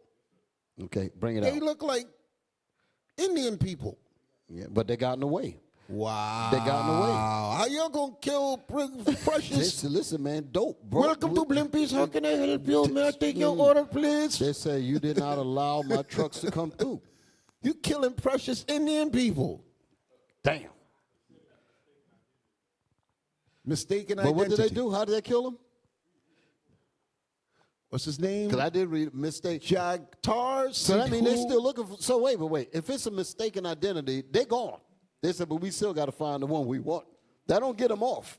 I was spot on, Bishop. Watch this. Jagtar Sidhu left and Harbhajan Sidhu were killed after they were shot at an Caledon rental house in November. The couple had come from India to visit their children. Amid a recent string of arrests, I think this is it. Amid a recent string of arrests targeting a transnational criminal enterprise alleged by former Canadian Olympian Ryan Wedding, a family is still left with at least one key question about a double murder in Caledon last year. Who killed Jagtar and Harbhajan Sidhu? The couple visiting from India was shot on November 20th in a brazen attack that authorities said was orchestrated by Wedding. So this is your white, This is the white man precious that do snowboarder. long distance, reach out and touch someone type of murder. They said he orchestrated and his associates, Andrew Clark. Late that night, At least one gunman burst into the family's rented home and opened fire, allegedly seeking vengeance for stolen cocaine shipment. And They he didn't had even nothing care to who do was with in the house. They should just go in the house and kill everybody. Unfortunately, tragically, Ontario Provincial Police Department Inspector Brian McDermott said they shot the wrong people. Damn. A U.S. federal prosecutor also said that Sidhu's, both 57, had nothing to do with the drug trafficking ring. Jagtar Harbhajan's daughter, Jaspreet Kaur Sidhu, 28, witnessed the rampage and was shot 13 times herself. Did you hear that? Damn. So they said, just because you saw it go down, we need to get rid of you too. Watch this. She survived but suffered what police describe as life-altering injuries. Hey, they probably want them to have that because they said, well, you're alive to tell the tale. Damn. Okay, to tell the tale. Huh? Yeah, let them know. Don't mess with these guys. They could have killed me, but they wanted me to tell you, don't mess with them. Let the dope go through. They ain't messing with none of that. Some people are terrorized into things like this here. That's the kind of situation we're living in. So, I say all of that. We've been on this for a minute. All that's just to let you know who the real criminals are, who the real haters are, who the real hate group is. If that ain't a hate group, there's no such thing. Okay? All right. Moving on. So, go back to the battered wife thing. Because those kinds of situations right there will make you succumb to their demands. When that kind of terrorism, because that's no different from what they did to us in slavery, the kind of terrorism that you see coming from these guys said, don't mess with our trucks, don't mess with our this, don't mess with our that. You got the man in the weight scale at the truck thing. They said, listen, we got a shipment coming through. Don't mess with it. We're going to put $10,000 for you. You take that and you deal and you look the other way. You understand? And that's how they move. And that's how they said, and if you don't do this, we will kill you. But before we kill you, we're going to kill your family first. Then we kill you. That happened to a brother in the scriptures. They plucked his eye, they stabbed him in the eyes. They wanted him to see the death of his son. Then they killed him. So there you go. Yeah, that's terrorism. That's the kind of people that we're dealing with. That's the kind of situation we're dealing with. Read this again. Battered woman. Yes, sir. Battered woman syndrome. Psychological symptoms develop in some women who are victims of physical, sexual, and psychological abuse. That's us. That's us. We have been made. We made ourselves to be the wife of these evil people. Okay, and we forgot the real husband of us, the Most High. Go ahead. Making it difficult for them to regain control. We could, as long as we're underneath that umbrella of abuse, we can never look to get out of that and find our true maker, to find where we're supposed to be linked up to. Because the constant pressure of death, the constant pressure of abuse, physical, psychological abuse, all of these things keep us frozen. That's the reason why I used that word earlier. Keep us frozen in a terrorized state, which goes back to the title. Is there truly a way out of this trap? Because we feel like there's no way out of it. Give me my next piece. I'm going to move on in my lesson now. Read this. What is battered women syndrome? Mm-hmm. Again, I'm using the word women here because this is a real thing. Women have this when they connected with men. That literally is really a rough thing to even have to acknowledge. But sisters are going through stuff like that. Women are going through stuff like this here. And we ain't going to tolerate that. I'm just to let you know that now. We ain't tolerating none of this mess at all. Okay, read that. What is battered woman syndrome? All too often when people hear of a woman who has been repeatedly beaten by her partner, someone asks, why does she stay with them? Now, y'all might be asking the question, why did I post this? Because you have to ask the question, why do our people stay in this abusive situation with Esau above us? Because the terror is that damn great. It's just like a woman that's got like a pimp beating her with coat hangers, taped up coat hangers, beating the living hell out of her, and she's afraid to leave him.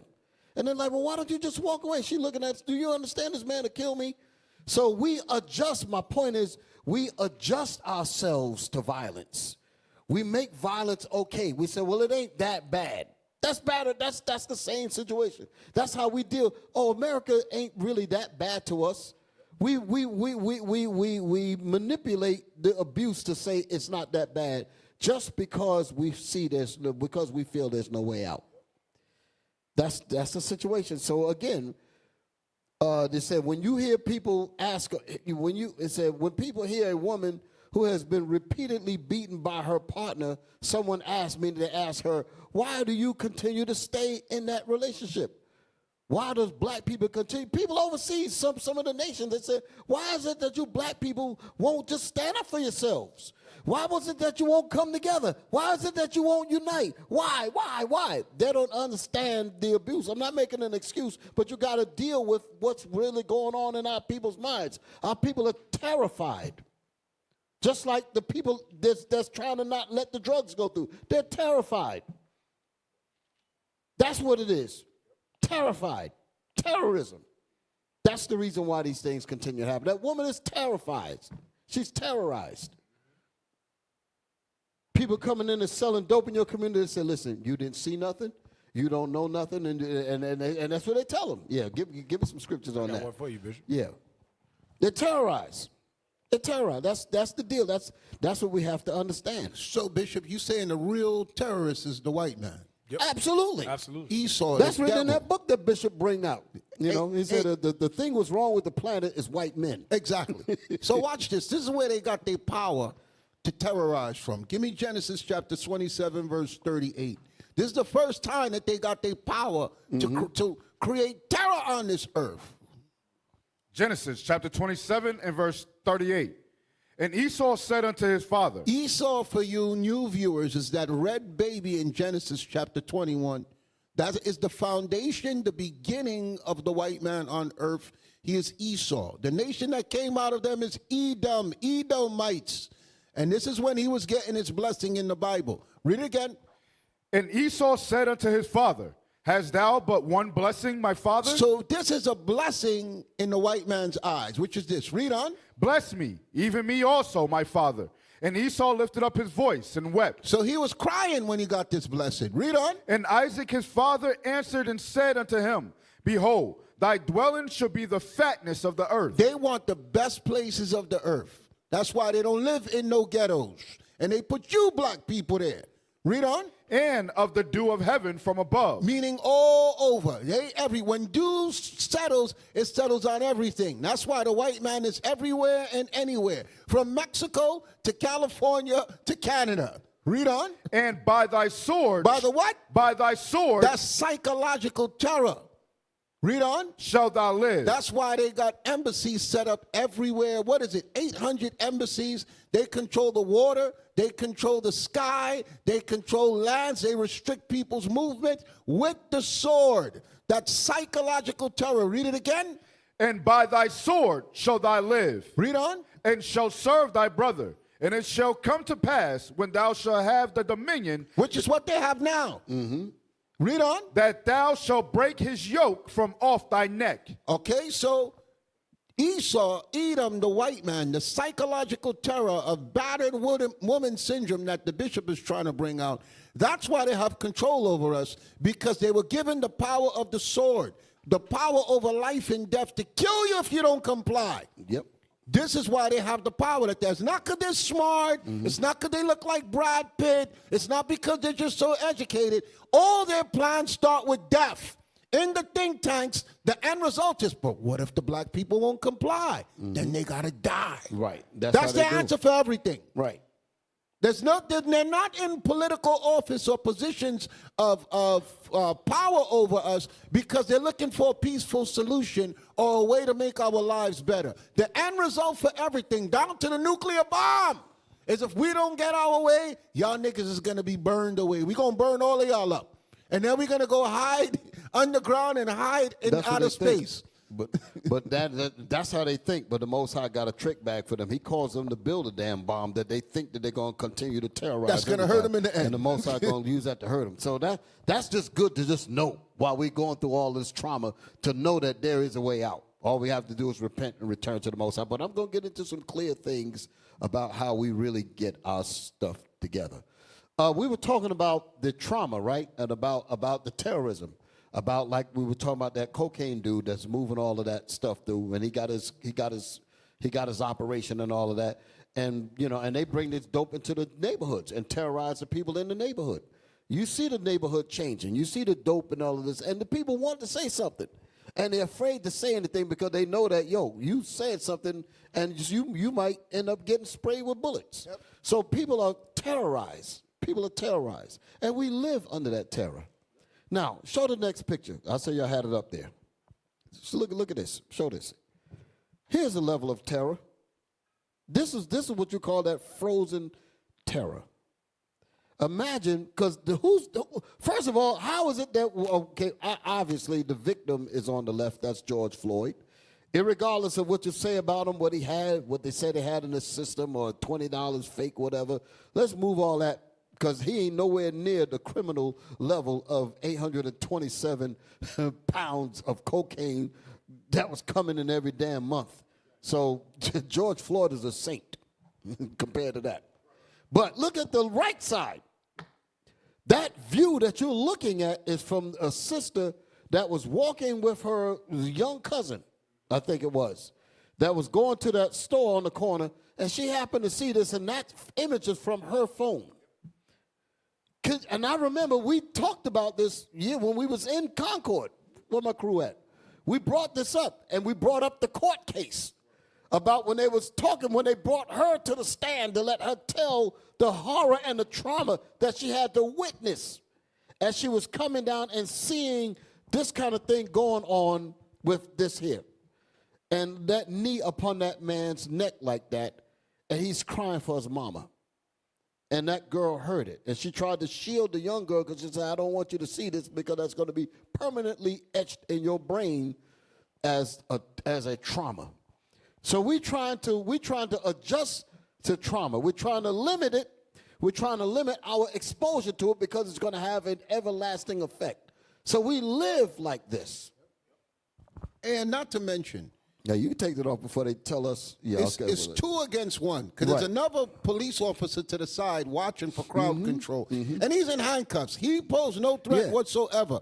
What is the purpose of you arresting? This guy got to be at least 200 plus pounds on your knee in his neck, okay, while he's in handcuffs. Right, and his hand is in his pocket to adjust the weight. Yes.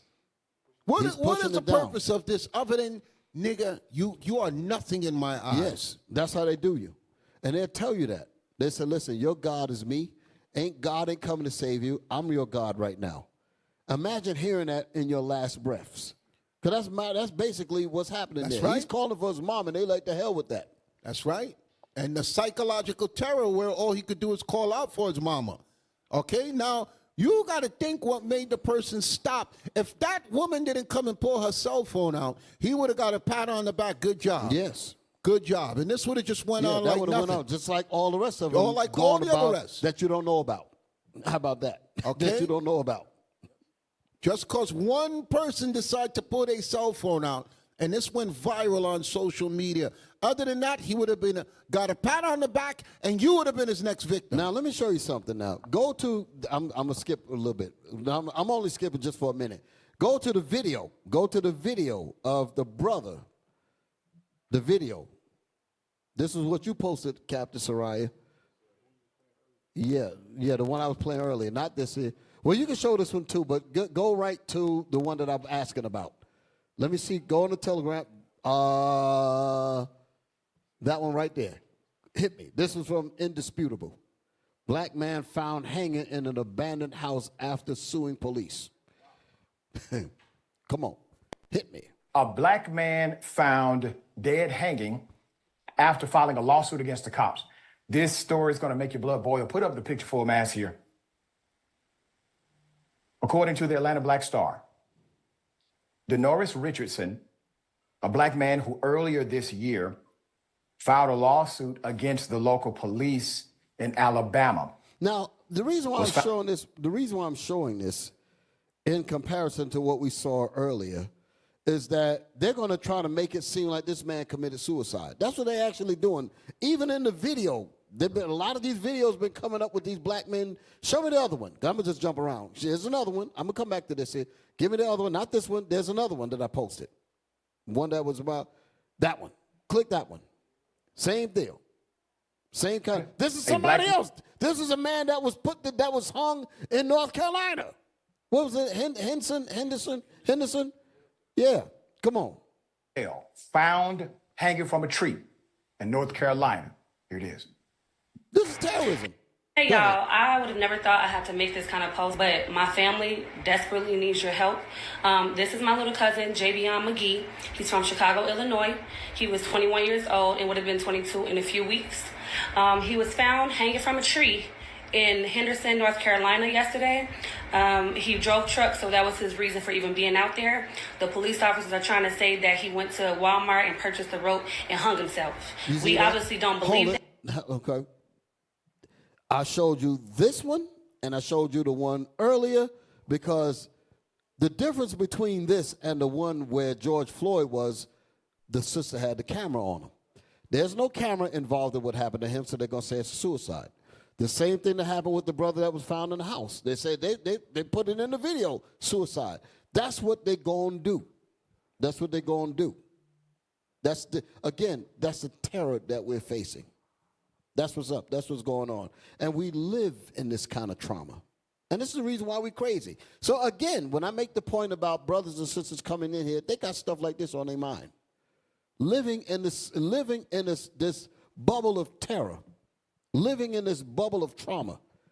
Ain't all of us are supposed to be straight bugged out crazy, because we live with terror every day. This is the facts. It's the facts.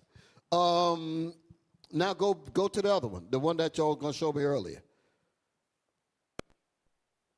It just came out the steps, okay? And you attacked it. Down to the ground, Tyrone is pulled by the officer. Seconds later, you hear a punch. Within 44 seconds of this video, they knew that he was not the person they were looking for. You had the wrong person. I understand that. Nevertheless, Tyrone Pfeiffer understands that. If you know that, now I shouldn't say this because they said we understand, but we still have to finish our procedure. That's the mentality that they come from. We got to finish doing what we're doing because we started it. Ain't that some shit? Excuse my French. That's what they're saying. We understand it, but we got to finish up. We got to finish the investigation. Blah blah blah. That's the language that they're saying here. Okay. The man said you got the wrong guy. He said we understand that. That should have been the end of it right there. Right. That should have been the end of it. But here we go. We black in America. Go ahead. Charged with a misdemeanor. Tyrone's case began here in that's Baldwin. the point. Yeah, somebody just reminded me. The reason why I'm showing that, my mind is all over the place. The reason why I'm showing that is because they feel that, because that's their body cameras that's getting that footage. You understand? They're not really worried too much because they know they could put a spin on things and they might beat it. You understand? Case in point, like I said before, Rodney King in 1991 received the greatest ass whooping of all times on the streets. They beat him like 50-something times with that damn nightstick. Okay, on tape, on video. And they went to court and they basically said Rodney did it to himself. And they said that he committed suicide, and he probably did. I don't know. But because of the level of abuse, because of the level of trauma, because of the level of injustice, no justice, bleak, no help, no nothing. Is that these guys beat me like this here, call me a savage, call me this, call me that, all kind of things. And what happened? They gave him a little bit of money, but he said this is still not enough. Exactly, his mind was broken. And what he ended up doing, they found him in the pool dead, drowned. That's no different from Khalif Browder. Same kind of situation. These are situations that's going to come up. And like I said, the only difference between all of those and the sister that filmed George Floyd was that was on video. But had that not been on video, that situation would have went the same as all the rest of them. You did it to yourself, this and that and the other. And we live knowing that. We live knowing that. Damn.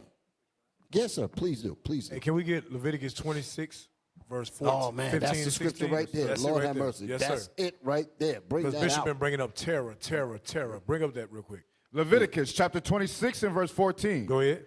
But if ye will not hearken unto me, and will not do all these commandments. So this is the Lord speaking to our people, the children of Israel, so-called blacks, Hispanics, and Native American Indians. He's saying if we do not hearken unto him and if we will not do his commandments, go ahead. And if ye shall despise my statutes. We despise his Sabbaths. We despise how his dress code, his dietary law, how we deal with one another, civil laws. Go ahead.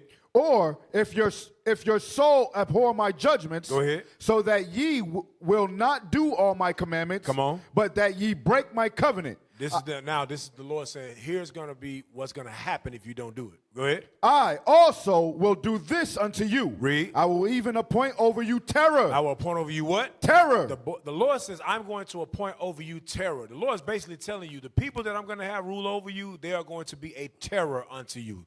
Psychologically, mentally, physically, mentally, every way, socially, even because you were talking about rape earlier, and you said it's not just sexual, right? It's exactly. also what they do to you, Robbery, like what they right. did to Nick Cannon, what Exactly. they did, all those people. Right. You say you're an Israelite, Yes, okay? sir. Well, we're going to rape That's you the perfect- socially, Exactly. in front of the world, and we're going to Exactly. take everything that you've earned, all your assets, Right. all your buildings, whatever Exactly. you got, whatever we gave to you, we're going to take from you. That's rape. Yep.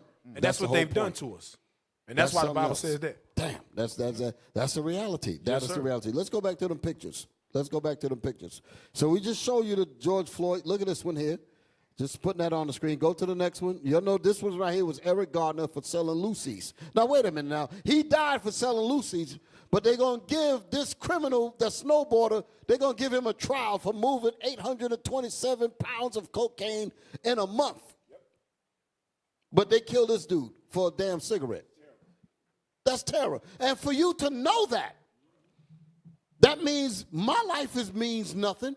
So give me the dope. Give me one of those pounds of that 827 because I need that to suspend me from this hell that I'm living in. Let me be high so that I don't have to face this ugly reality sober. That's the reason why the drugs is here. That's the reason why the alcohol is here. That's the reason why, to keep us suspended in a damn mental paralysis where we can't even see where we can't even deal with what's really in front of us. That's the terror that we live in. We're going to bring up this. We're bringing the solutions now, but we're going to dig even further, brothers and sisters. Next picture. Look at this. What the hell is this here? This dude killed the woman in our damn house, and she called him. And there's a whole bunch of evil behind this whole thing here. There's a whole lot going on here. With the family, they knew who he was, and there's all kind of connections to this thing. So thank the Lord that the Israelites are pleading for the cause of our people. And I'm going to get to that too, because a lot of people think that we do these marches because we're begging a white man for some damn justice. We ain't begging a white man for a damn thing. The reason why we do it, and that's part of my lesson too, and I'm going to get it. I'm going to make sure I get it in there. We're not doing that just like they were doing in the 60s. That's not our purpose. We're marching in the street showing you the solidarity that what you can do yourselves. We're trying to show you that you don't have to live as a coward. You don't have to live as some scared, terrorized being, waiting for the so-called white man to rub your back and pat your butt. No. You're the people of God, and it's time for you to stand up and keep God's commandments so that the Lord could come and destroy these people. That's what we have to do, okay? Because that's the Most High set them up to be destroyed. This is not hate speech. This is the truth. Okay, all of what I just played in this whole thing was hate speech against our lives. The hell is this? Next clip. Look at that now. I got to talk about this here. Kendrick Johnson. They lied about him. Basically said that's a suicide. He did this to himself. This boy was murdered straight up. He was murdered. And the mother is still trying to get the justice going on. still trying to get justice for her son. Okay, but the Lord got to bring, like me and Bishop brought out, Bishop really, he said, we got to pray for vengeance. That's the only way this thing is going to turn around. The Most High said we got to pray for vengeance. And that's what we have to do. So never forget that. And we're going to continue to stay on this story. We told Jacqueline Johnson, as well as, because there was others, Tiffany Carter. You know, there's so many people, you get their names mixed up because this is happening so damn often, you can't even keep up with it. You understand? But we got to bring all of these plights of injustice to the Lord. Let the Lord work through how the Most High is going to set Israel up in unity. And we're going to keep the commandments of the Most High, and that's going to have the effect. People might not understand what I'm saying. When we learn how to organize and unite and keep that, just stop patronizing these wicked holidays. I keep saying that because that's what it really is. Stop it. Here comes Thanksgiving. Leave them damn turkeys alone. Here comes Easter. Leave them. What does a rabbit have to do anything with laying eggs? They don't even lay eggs. So you know that's a lie just right off the bat. Talking about some Puritan pilgrims on Thanksgiving. Talking about some daggone Christmas tree. Oh, Christmas tree. The hell is this? What does Christmas tree, a tree and some light bulbs got to do with Jesus? Nothing. They know that's lies, but we're terrorized to keep it anyway. We'll read this in the Bible and say, listen, brother, the Christmas tree is in the Bible and it's demonic and pagan. They say, yeah, I see that, but if I follow you, the white man is going to terrorize me. He's going to ostracize me. If I go to the job and I don't celebrate the Christmas party, they're going to look at me sideways and I ain't going to get no raise. I ain't going to get this. They're going to start cutting my hours, all kind of stuff like that. All that's terrorism, damn it. Bishop, you're going to laugh. You're going to laugh. Me and Bishop Yalsop used to work at the same place.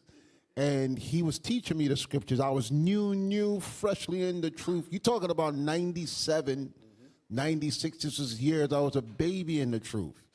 And they wanted, when he's brought up the Christmas, at one time, you remember they wanted everybody to put the Santa Claus hats on? Do you hear this? Bro, damn. And you ain't right, bro. You ain't right. Them damn niggas, they got black supervisors to say, listen, you can wear this to your posts and your assignments. Yes. Give us some damn Christmas hats. Yes. The hell with that damn thing. I became public enemy after that. And remember, they will write you up if you didn't have your ID. I'm telling you. If you didn't have your uniform, but you can wear perfect, that damn hat, but you could put that Santa Claus hat on. I forgot about that mess. That's right. Not you. And they had all of them. They had them all lined up when we went to roll call. They said, everyone here, put this up. Man, put on nothing. They say, he's a troublemaker. Keep your eye on his ass. Bishop just taught me Santa Claus was the devil. And they wanted us to take pictures. Before I was a role model employee. Until he told me, show me all this stuff through the scriptures. I'm telling you, what Deacon is saying is right. What Deacon is saying is right. We were well respected before that. Yes. I'm telling you, we were well respected. I got pictures and all that to show all that. Hey, the bishop would commandeer parts of where we worked that was off limits. And we was like runaway slaves with our Bibles going to hear him teach the Bible there with a flashlight. It was dark. He's like, don't turn the light on. Yeah. We're in the corner. We had conference rooms. In conference rooms. Stairwells. That was off limits. Stairwell, roof. Deacon, I told the brothers last week, I said, me and you were in the stairwells. Remember that brother that worked in radiology? That's right. He came downstairs. He said, y'all niggas need Hennessy. He said, y'all niggas need Hennessy. He said, y'all niggas reading the Bible? He said, what y'all reading? He said, what the hell y'all doing? Y'all niggas need Hennessy. He said, man, y'all niggas need some Hennessy. And he walked out. Just like that. He walked up. He was in disbelief that Negroes were huddled together. Man, that was so. Reading the scriptures. He looked like he saw a deer in the head. I mean, he said, what the hell is this? Negroes and reading the Bible? They ain't out chasing some skirts. They ain't talking about this and that and the other. You niggas reading the Bible? I will never forget that. Man, y'all need some Hennessy. That's how he did it. Never forget that. He was in shock and disbelief. I remember exactly what stairwell it was and what building. I ain't gonna say it because I ain't trying to put it out there. He thought we was having a union meeting or something. Yes, when he saw the Bible, he lost his mind. He lost it, bro. He lost it. That's no joke. Well, that's like I told you, he was the brother. He was there. So there ain't no lie there. Wow. Lord have mercy. Hey, y'all understand the bishop risked his job to teach me the scriptures because I was pressing him. I would go home because we was working 2 different shifts, and I would go home and come back to where we was working because I didn't understand something in the scriptures. Okay, and they have cameras everywhere. He would slowly slide off the camera and give me the breakdown.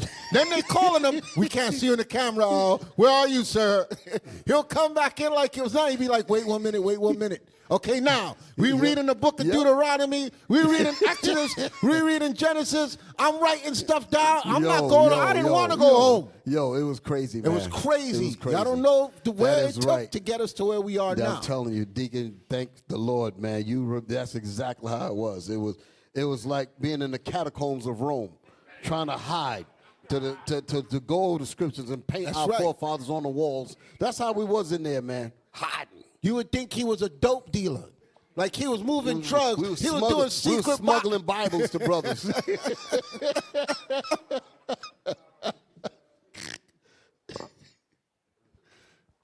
I ain't going to tell this one, but I'm going to tell you. You remember you were going to post, and I forget, I ain't going to mention the supervisor. He was a cool dude. But he said, let me see your pockets. Yes. He said, Deacon had two Bibles. He took one. He said, I know you got another one. He was spinning them around. Yes. He would pat me down like a criminal. Down like a damn criminal to take his Bibles away. Yep. Don't bring no Bible here. Don't read no, because people were reporting to him that I was trying to evangelize them. And I was. Every single, when you got that zeal, you telling everybody. I'm in the lunchroom. I'm setting up posters. Yeah, man. I'm in the locker room. I'm outside. So somebody reported to him, this crazy nigga trying to teach everybody the Bible. Yep. Yo, Deacon, he said you got another one in the ankle holster, huh? Yep. That's how they were doing them. That's how they were doing. We were finding sections. We were finding sections where we can get it in. We found one area in one of the buildings that's closed off on the elevator, but you can only get there through the stairs.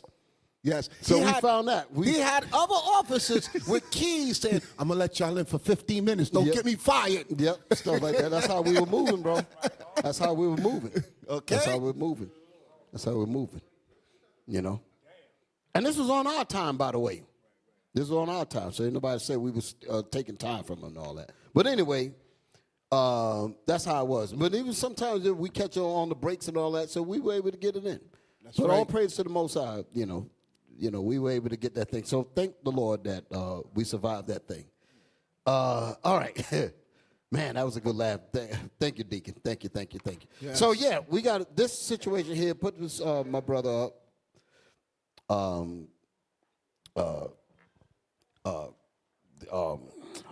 Kendrick Johnson.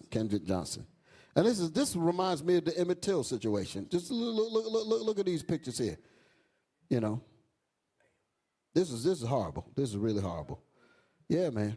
Hey, if y'all watch the photos that the parents put up, he got taser marks on his stomach. Yeah. He got chunks of flesh. I can't reach the back. Try and take a knife and cut out chunks of flesh out your back. I bet you that's unheard of. He got chunks of flesh missing from his back. He got taser marks on his stomach. He got marks around his neck. Okay, he got teeth missing, but he went into a mat and he was trying to retrieve his sneakers, and that's how it happened. And it's a shame because they have so little respect for us. They can tell us anything, and most of y'all will believe it. There should be public outcry and outrage over this. Y'all more shocked about Diddy and the baby oil than about this man right here that the parents been campaigning for how many years? What is it, 12 years now? Yeah, 12 years. And I don't know how it came to our ears. I don't know how we missed it. Did they reach out to us or we bumped into him at camp? I think, Okay. Captain Gedaliah Go ahead, was Gedaliah. Tell them the instrumental story. in catching up with a lot of these brothers Yeah, and I sisters. believe So, Captain Mattathias kind of spearheaded this particular ordeal with the family, and they reached out and we coordinated with them to meet up with them. And once they told the story and we got leadership involved, the bishops and deacons, it was able to go even further. Same thing with Rasheem Carter's movie. right, I'm about to bring his thing up now. Yes, sir. Give me that video. Now, jump down, because I think I put it like near the bottom. You can show that. Just show all the many faces. All of this represent the terror. All this represent terror, terrorization. This is what all Americanism killed these brothers and sisters. Let's just put it that way. Because Americanism teaches the populace to hate us.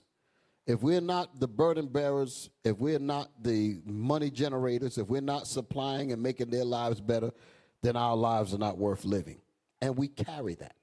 We walk and we live our lives knowing that's how this country feels about us. That and especially when you think that this is it. You don't think that there's a kingdom for you. You don't think that there's a future for you. You think that this is all you. And then at the same time, you're in this same cesspool, and you have to look around and realize that this whole setup hates you. And you ain't nothing to them but a slave. How do you find any kind of joy with that kind of reality that's constantly around you like you're inside a bowl where there's no way out? How do you live? And you wonder why people are on drugs. You wonder why we're promiscuous and all that. You know what? Now I'm getting into something. Remind me, I'm going to talk about being on drugs, promiscuous, and all the rest of it. Give me my book. I was going to read Ecclesiastes first, because I had that here. Ecclesiastes 7:7. Because we live in a society today that frames our lives in constant oppression. That's how we live. Read that. Ecclesiastes chapter 7 and verse 7. Surely oppression maketh a wise man mad. Surely oppression maketh a wise man mad. We're wise, and we know that this is not supposed to be our reality. But for those that don't know this, that oppression's still tearing them up. They're not wise, and their madness, their ability to be mad really just turns to hopelessness because they know they're oppressed. Where there is no vision, the people perish. Hope deferred maketh the mind sick because you can't figure a way out. So you live in that cesspool and that pot of vomit, of violence and no hope. And it eats at your spirit like a cancer. That's the reality of how our people live. That's what the oppression does to us. It breaks us down. Go to my book. Now I'm going to play this here. There's a video that I want to show. It's called Was Rasheem Carter Lynched? So make sure I'm definitely going to play that. I don't want this one yet. There's a book. Go back up. I'm looking for the red book. That one right there. I'm getting ready to dig into it now. What time is it? Because we're going to roll. I'm going to stay on this thing. I might roll all the way to about 9:20 because I know Deacon Abiel is going to come on at 9:30. So like I said, I got a lot that I want to bring out. Show that. Here's a book I had for a while. Black on Black Violence. Now, remember now, the subject matter is about us living in a constant state of terror, a constant state of oppression, us feeling like there's no way out of this trap. And this is what we have to realize. We have to acknowledge that this is what it is, because if you don't understand the problem, you will not look for the cure. You will not try to find the cure. You have to understand where you are in order to know what to do to get out of it. You understand? If a person doesn't see that they're sick, why would they go to the hospital? So we are sick. We understand that we're in oppression. You can look around and see it. Look at each other. Look at what's going on in the society. Look at our families. Look at the inheritance that we cannot pass on to our children and to our generations and all. When you look at other nations, they got full-fledged nations. They have whole systems, medical. They got food systems, military, school, justice. They got it all. Where's ours at? So there's definitely a serious deficit concerning the things that we need as human beings, and we don't have that. And because we don't have that, it turns us to just envelop ourselves in a decadent rot that tears us down internally. This is some serious business. So black on black violence, everybody Show the book. This term was popularized on television a lot, especially in the 90s. I used to pay attention to a lot of the television talk shows, radio programs, and things of that nature. And they would always talk about the black-on-black crime in the community, the black community, violence, gun violence, this and that, selling drugs to each other, promiscuity, all the rest of it. All of these things is just something that we as a people, we know about. We're very familiar with this kind of wording here. But it's not so much the top of the book that I want to pay attention to.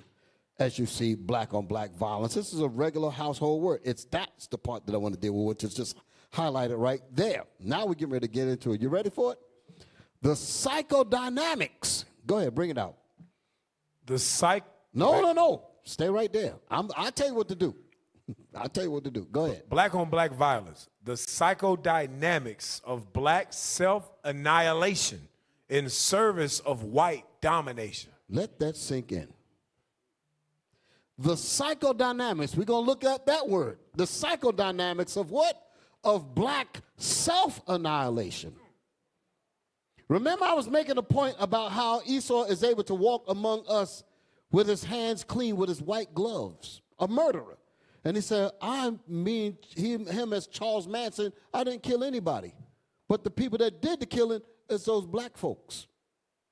And they're doing the killing, we're doing the bidding for this man to keep his hands clean.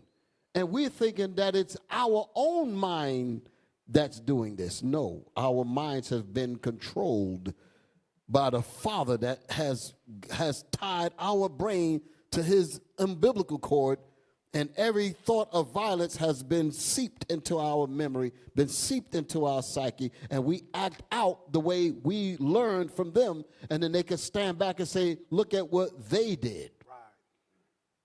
That's what this is talking about. Psychodynamics. The psychodynamics of black self-annihilation, meaning that we annihilate each other. But we do this in what? In service of white domination. We do this to make sure that white domination stays constant. So our murdering each other guarantees their white supremacy, but our doing so is a psychodynamic that makes us do it unconsciously. We don't even realize it. Hence, black-on-black violence. It's a control. We're manipulated into black-on-black violence against each other. Y'all all right? Now, show the picture. Move it. No. Right there. I'll zoom in on the image, on the book. Everything about this book was heavy. I'm talking, look at the image itself. You see two black men with knives pointing to each other. That's what that's saying. We will self-annihilate each other. Right, in the back. This is what we do. But that whole image is a psyche that we have been made to inherit. And then the people say, that's them. No, it's not us. We've been made to do that. Yes, we broke the laws of the Most High, and we've been susceptible to this, but the way we think comes from the people that's over us, because we look to them as they're our fathers. Again, these same sick individuals, our brothers, our sisters, are going to come in here, and we got to deal with them. We got to cure this problem, but we have to understand what the problem is, and that's what we're going to talk about. Y'all all right?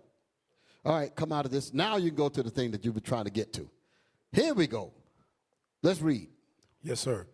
Psychodynamics. This is the part of the book, the psychodynamics, right? Go ahead. Psychodynamic psychology is a psychological approach that studies how psychological forces such as unconscious thoughts. Hold it. I want you to just listen to all of this stuff here. Go ahead. Such as unconscious thoughts. So our unconscious thoughts. Desires. Our desires. And memories. Our memories. These are things that we learn in movies. Mm-hmm. Go ahead. Influence. And hold it. Not only in movies, but in trauma situations like seeing George Floyd murdered on the street. Yep. Like you looking for your brother and you found out that he's hung in an abandoned house. You looking for the wife probably looking for her husband and found out that he's hanging on a tree in Henderson, North Carolina. These are things that become frozen in our minds. Bishop, I'm going to tell you the worst part of that. Not only have to deal with it when it unfolds, but the people that you're going to for help possibly did it. Yeah, absolutely. Think about that. You going to the raper to get cured of rape. That's a battered wife. The battered wife knows that this man is abusive, but she has to stay there because he's paying the bills, for an example. She said, well, me and my babies, we ain't got nowhere to go. You looking at her like, well, why don't you leave? Why don't you leave? He said, well, I got 3 babies. What am I going to do? Who's going to take me? Right. Who's going to deal with me? So they have to they have to morph in their minds. I have to make this make sense. And accept That's trauma in itself. Yep. She knows that that's wrong, but she says, but if I stand up and do the right thing, me and my babies are going to be in the streets and nobody's going to take me with these babies. So I'm going to have to find a way to justify, to quell how I really feel and tell my inner voice to shut up and deal with it. Bishop, it's crazy we're having this discussion because we'll meet people like this. Everybody calling them stupid. Everybody asking them why you don't leave. But the problem with black people is they have no solutions. Y'all point out everything that's going wrong and give advice. That's why the scripture that says, be ye warmed and filled. Yes, okay? Okay. We won't jump the gun on that. But like the bishop just said, the woman is in the situation, and it's evidently clear that there's no future for her. Why does she stay? We're not paying attention to why does she stay. What brought her to that point, and why she don't just leave? That's the whole focus of the battered woman syndrome. She's been broken so far mentally that she don't even, the thought of leaving is not even in her mind. It's just, how can I survive this till I die? Right. And it's the same thing with us as black people. The thought of fixing our situation with the hand of God is not there. It's just, how long can we stay in a situation till we die? And that's a damn shame. Like you said, us as a race of people, Deacon, if we were to complain about our situation in America, the white man will say, well, if you don't like it here, leave. Where are we going to go? We don't have our culture. We don't have our history, our heritage. If we go to Africa, they don't know us. If we go to Israel, the demon is occupying it there. So he knows by saying that, what you going to do? Exactly. Where you going to go? That's the equivalent of calling us a hate group because we're complaining about being raped. We're complaining about being robbed and murdered and lynched. They said, well, your complaints are hurting my ears. It's just like the commander when you read that book called The Destruction of the Indies, where you had the conquistador commander that was on the top bunk and he couldn't get any sleep because the executioner were burning up the Israelites. And they were making too much noise. And they were making too much noise. And he said, listen, man, I can't get any sleep. Cut out that noise. Yeah. Your cries is getting between me and my precious sleep. So what did they do? The executioner, who was bloodthirsty because he loved the agony of what he was causing them, he went through and rammed wooden bungles in their mouths to keep them from screaming, and then he continued to adjust the fire so that his bloodthirsty lust for their agony would prolong even more longer.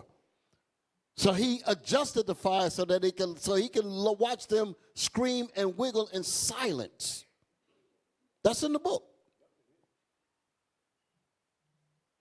So we're going to burn you, but you can't scream because your scream hurts my ears and I can't get any sleep. It's the same damn mentality coming all the way down the line. And this is the mentality of a people that y'all don't understand. You don't understand the level of evil that's inside this man. That if the Spanish explorers that witnessed these atrocities, put it in that's Bartolomé de las Casas, right? Yes, a short account of the destruction of the Indies. We were together when we bought the book. We were down on Fifth Avenue. I forget the name of that store. Yes. We went in there and we bought. Was it Strands? No. It was somewhere. It was further. There wasn't Strands. I remember. It. Well, let's see. Fifth Avenue. Fifth Avenue runs. Could have been Barnes and Nobles. No, I don't know what it was, but it was. I remember both of us. We went in the store and bought it. Yep. I remember that. And the white people wasn't looking at strange, us though. like, yeah, why are you Negroes in this book? Yeah. Following us. So Bishop Yalsop told me they're going to follow you. I was one book he told me to get, and I was like, it costs too much money. That was and I didn't have the money. They This said, if you particular don't one buy is it strange. now, Right. when you come back, they're It's going gonna to be gone. hide it. Yeah. They will Okay, do that. so I got the book. Yeah. And I think there was 2 copies. I sent somebody back that was with us, another student he was teaching. That was gone. It was gone. Yeah. He said, get the book now or they're going to hide it. Yeah, go to the ATM. Hold on, I'll watch it. You go get Yes. it. He was parked outside the store. He said, go to the ATM, get the money, and come back. You can't come back tomorrow. It'll be gone. It'll They be already gone. seen us looking at it. Yes. They already seen us looking at it. Yo, it's crazy. Wow. Go back to what I was looking at. Man, this is some good stuff here, brothers or sisters. I hope you all are appreciating what we're showing you. But again, like you said earlier, Deacon, we got to bring the solutions. We're going to bring the solutions. That's right. We're coming up in a little bit. Where we at? Yes, sir. Psychodynamics. Psychodynamic psychology. Psychodynamic psychology. Remember the title of or the subtitle of the book now. The psychodynamics of self. What is it? Go back to the thing Black again. self-annihilation. Right. The psychodynamics of black self-annihilation in service of white domination. So the psychodynamics is the causes that causes us to self-annihilate each other. And we do this in service to maintain white supremacy. And we do this subconsciously, unconsciously. We don't even realize what we're doing. Okay, let's read. Psychodynamic. Psychodynamic psychology is a psychological approach that studies how psychological forces, such as unconscious... How psychological forces, this is another word for trauma. This is trauma. This is the reason why I respected that book that Sister put out, the post-traumatic slave syndrome, because that's what she's talking about. There's a psychological control that makes us do things subconsciously that actually supports white supremacy while at the same time annihilates our own existence. So it says psychological approach that studies, go ahead. A psychological approach that studies how psychological forces, these are the forces of what we're talking about. We're going to break it down. Go ahead. such as unconscious thoughts, Unconscious thoughts, meaning that there are things that we're doing that we're not even aware that we're doing it. Yep. For an example,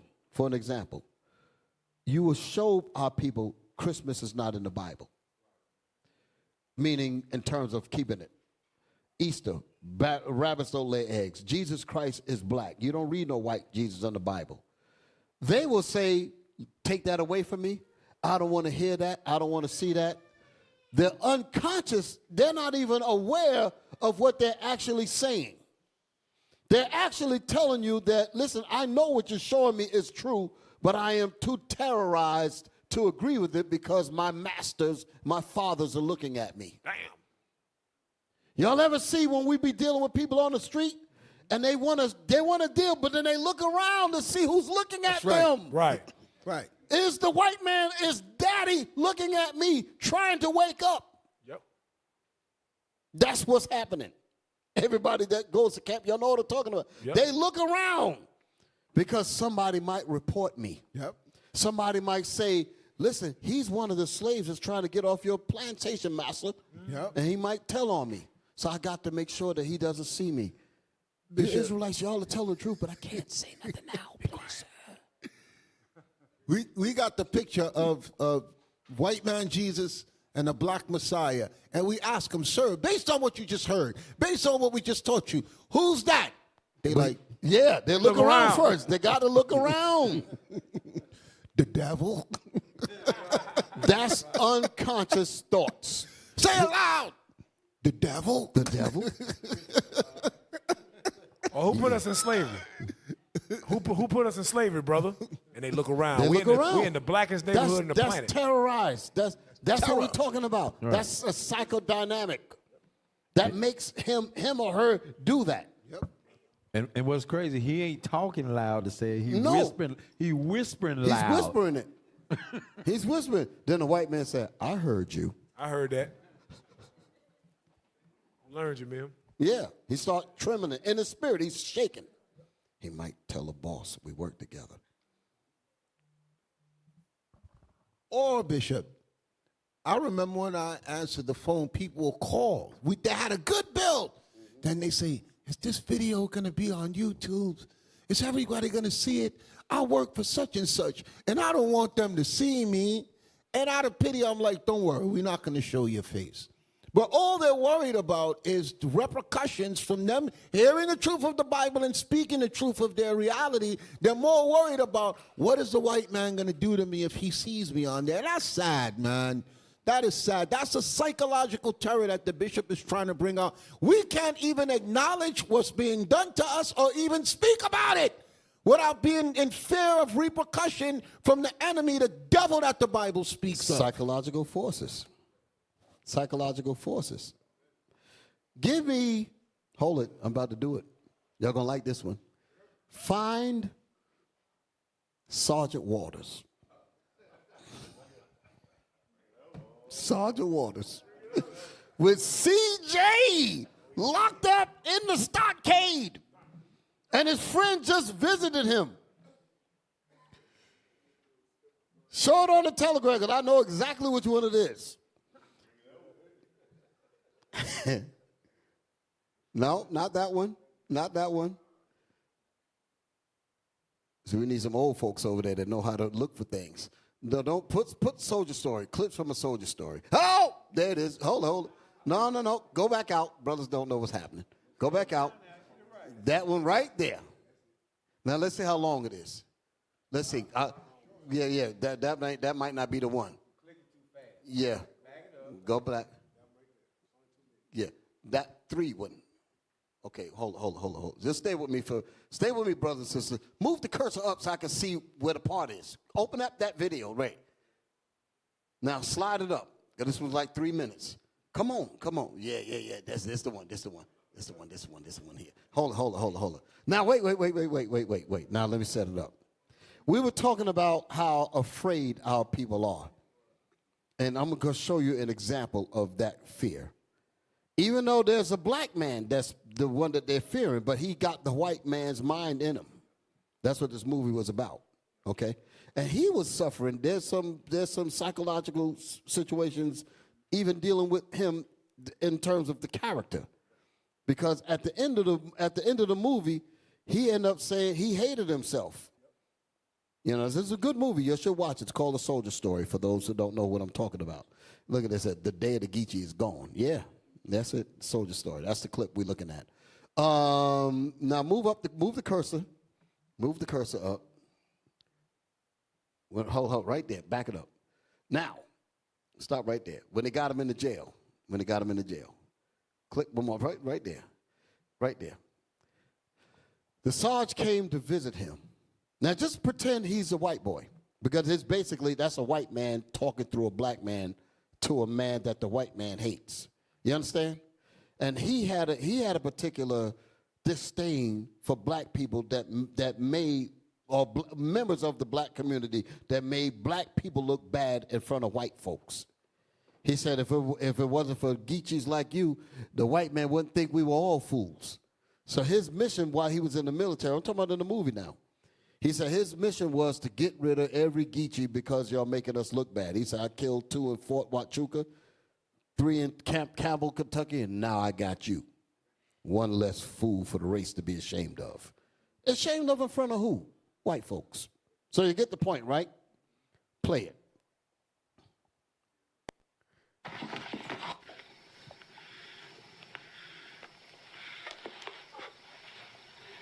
They're talking about giving you 5 years. They call what you did mutiny, boy. Pause it. Now, Sergeant Waters set him up. That was the point. He set him up to get him locked up. Now he's locked up. He said, they called what you did mutiny, boy. Go ahead. That gun ain't mine. We know that, CJ. Stop. That's SPOC. That's the Canary Mission. We know you guys ain't criminals. We know that you guys ain't really a hate group. We changed the charge on you this morning. That kind of stuff, that's how they deal. We're going to manufacture new evidence. And to know that these people are doing that to you puts you in a state of terror. These people can change anytime they feel like it, and that leaves you in a state of confusion. You don't know what direction you're going in. They might change their mind tomorrow. That's the psychology that we live under. I always make that point to say, why is it that we are the biggest consumers? Because we're locked into the immediate present, because we don't know how these people are going to step a year from now, 2 years from now. He might do this and he might change the laws. He might do this, do that. So you can't even plan beyond where you're at now. What are you going to save money for? This is how we were made to think this way. We were shaped to think this way. That's the psychodynamic again. Unconsciously, we don't even know the reason why we act the way we act. We're frozen into the immediate present. We're frozen into it because I don't know what my future looks like, so ain't no need for me planning it. Hell, I might be dead tomorrow. You only live once. I don't know anything about my past, so I can't look at my history and measure how great that I'm supposed to be when I look at my past and see that we were once great people, this and that. I have no real knowledge of that, so it's no need for me to go back to that. So that's cut off. They said, hell, these white people are the Jews. They said, you are just niggas. We just grabbed you from Africa, such and such, and that's all you're going to be. And you belong to me. I'm your daddy. And we live that way. Give me $1, daddy. Give me a raise. And that's where they want to keep us at. So you don't have any real connection to your past, and your future is uncertain. So that locks you into the immediate present. Might as well live everything that I can do right now. Give me the dope, give me the alcohol, give me all the women. The hell with marrying them. Have many babies, sex, bang, bang, dope, whatever. No responsibility, no laws, no knowledge, no nothing. Because that's all I am. I'm not a man. Because a man would plan for a future. I ain't got no damn future. What do you want me to plan for? That's the point. Our behavior is the result of a psychodynamic of oppression and tyranny and terror. So we're acting in a response to trauma. That's what we are. That's the reason why I say we're not even normal at all. We're not even normal. So that's, back it up, because I want to make sure I got my, that's it, they changed the charge on you this morning. So that means, like, damn, you could just do what you want to do. So where am I supposed to go when I know that you could just change anything? You could just do this, you could do that. How can I have any faith in the future?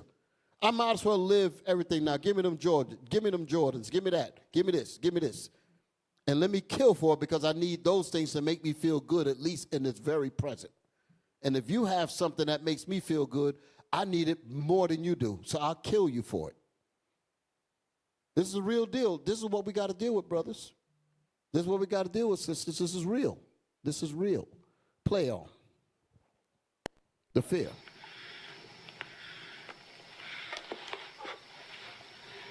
They're talking about giving you 5 years. They call what you did mutiny, boy. That gun ain't mine. We know that, CJ. We changed the charge on you this morning. You in here for striking a superior officer, boy. And everybody's seen it, too. Stop. And everybody's seen it, too. We put lies out about you Israelites, and we put it on all the media. We put it out everywhere. So ain't no need of you fighting it. Even though you say you have the proof, we ain't never going to allow you to play it. So you just hold on to that. Meanwhile, we're going to demonize you in our worldwide media, and you certainly don't have the means to offset what we do to you. So you might as well just bow down to our white supremacy. Learn to love it. That's how they talk to us. That's your boy Jonathan Greenblatt on the Breakfast Club. There you go. You know, 2 black Hebrew Israelites went and shot up Jewish people. A damn lie. And he knows it's a lie. He knows it's a lie. But he said, but what you going to do about it? Might makes right. And we live with this terror. We live with this. Play on. Why are you doing this to me, sir? Oh, don't feel too bad, CJ. Has to be this way. You see, the first war didn't change nothing for the Negro. But this one, gonna change everything. Them Nazis ain't all crazy. Now pause it. Because this, yeah. Now this is all a good clip. Move it to when his friend come to visit him, because once he told him the reason why he did it, well, slide it up. Let me see. Ho. I'm out of it. No, you know what? Start. No, I got to let it play. Go back to the point there. Just let it play, because there's some pieces here that you got to hear. Listen up. He said, hold it. He said those Nazis ain't all crazy, meaning like, quote unquote, Hitler quote unquote, exterminating them people over there, right? He said they got to get rid of these people that's calling themselves Jews. That's what he was really saying. He said because they were getting in the way of white supremacy. And that's what he's saying about the black man. You're getting in the way of blacks trying to get somewhere because you're damn Geechee.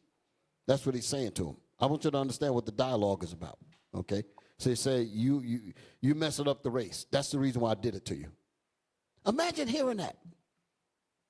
I'm getting rid of you because you're no good to the race. And I had to trap you.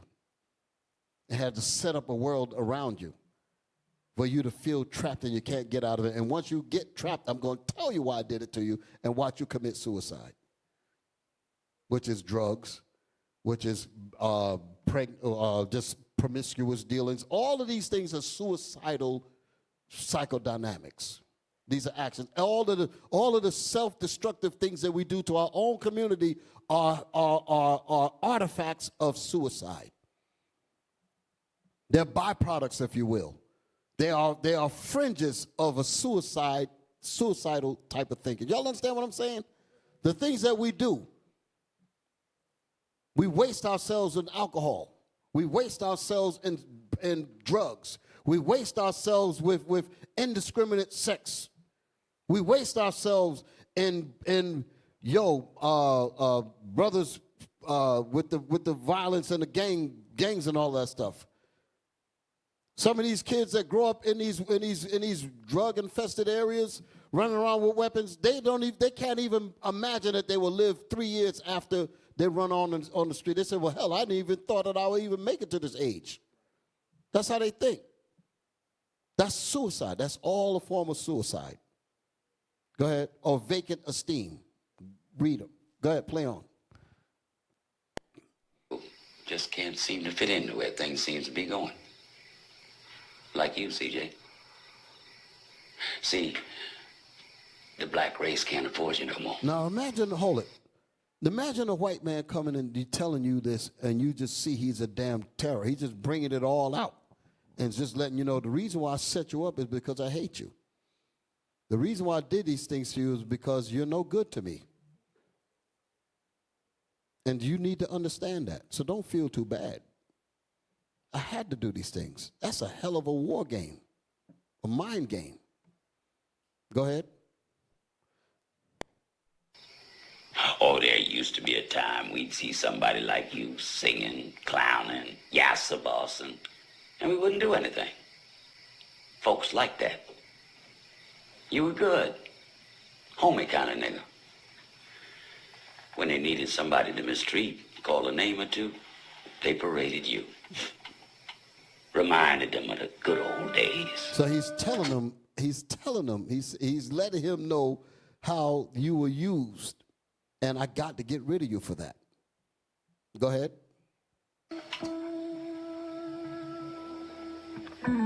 Not no more.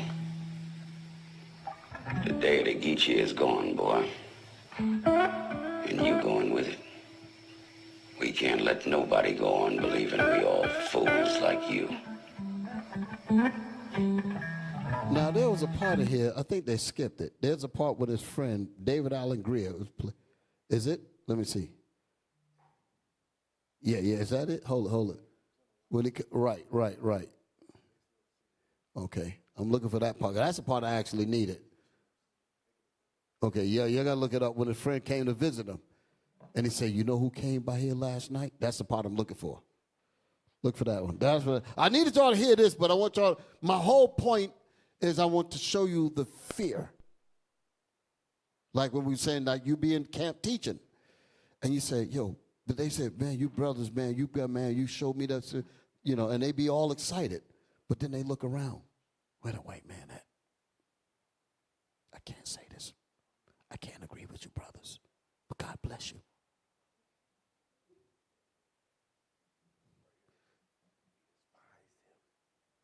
Yeah.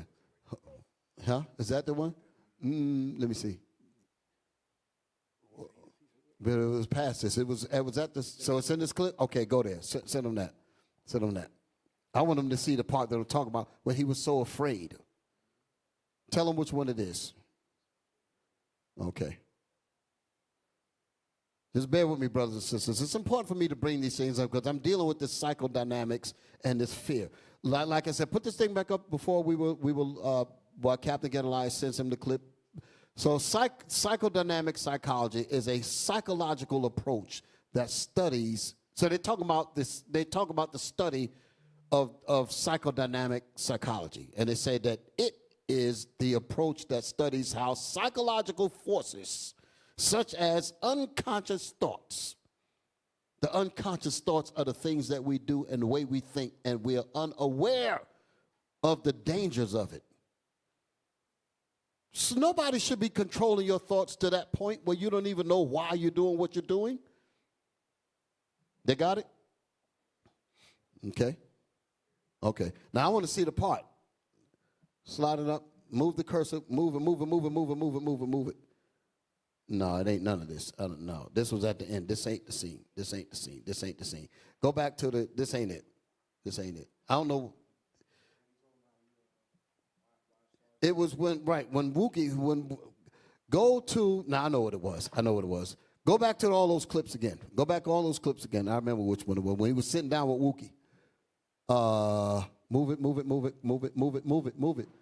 it. It might be, let's see, hit that one. That's a long one. It might be in there. Move it. Slide it up. Bear with me. Come on. Move it. I want to see the scene change. Slide it.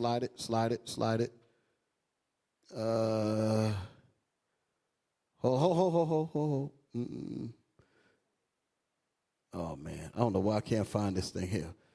I remember when he was talking about him. Oh, man. I don't know why I can't find this daggone thing, man. Did you see it? It was the same scene when he was in the stockade. Oh, man. This is just taking me too long to find this. Because this is just at the spur of the moment. I wish I had it.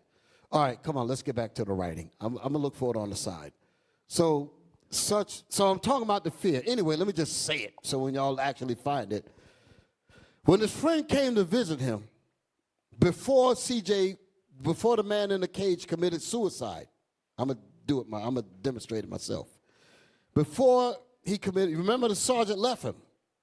And he said that the day the Geechee is gone and the race can't afford you no more. So he was left with those thoughts.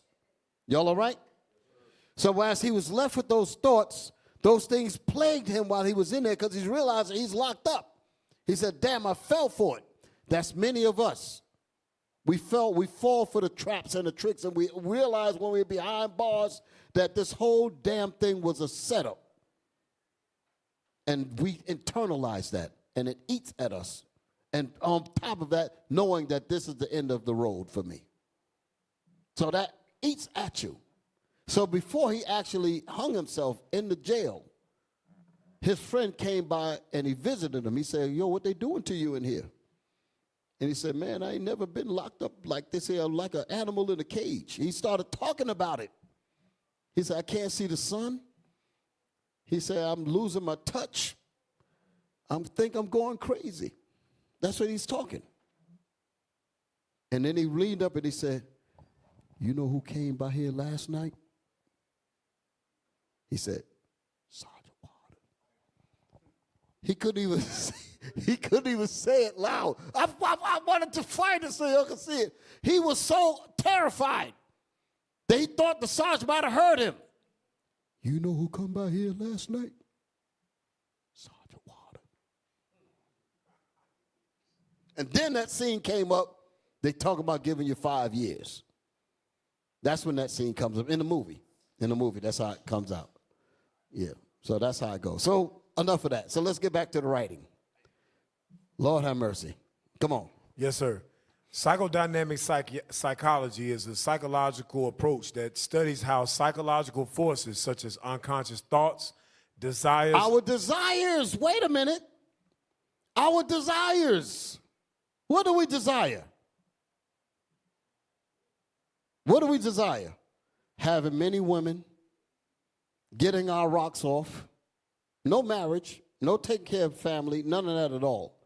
Because all of these release factors, if you will, man wants to release himself, you dig it? These are things that help me cope with oppression. You dig it? Same effect as drugs, suspend me from the reality.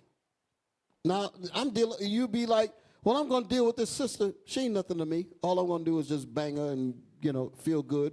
The hell with her. You don't know what her mind is going to be as a result of that. You don't care about that. You just care about trying to get past this oppression. That's a psychodynamic. That's a desire that was morphed into you to make you think, to normalize that. You don't want to marry the sister. You cheat on the sister. You do all kind of stuff because those are desires that you've been made to like to cope with the oppression. But a real man would be like, no, if I'm going to deal with you, I'm going to deal with you. And we're going to be together. You dig it? But when you're trying to cope with this oppression, you're looking for any way you can escape. Give me many women.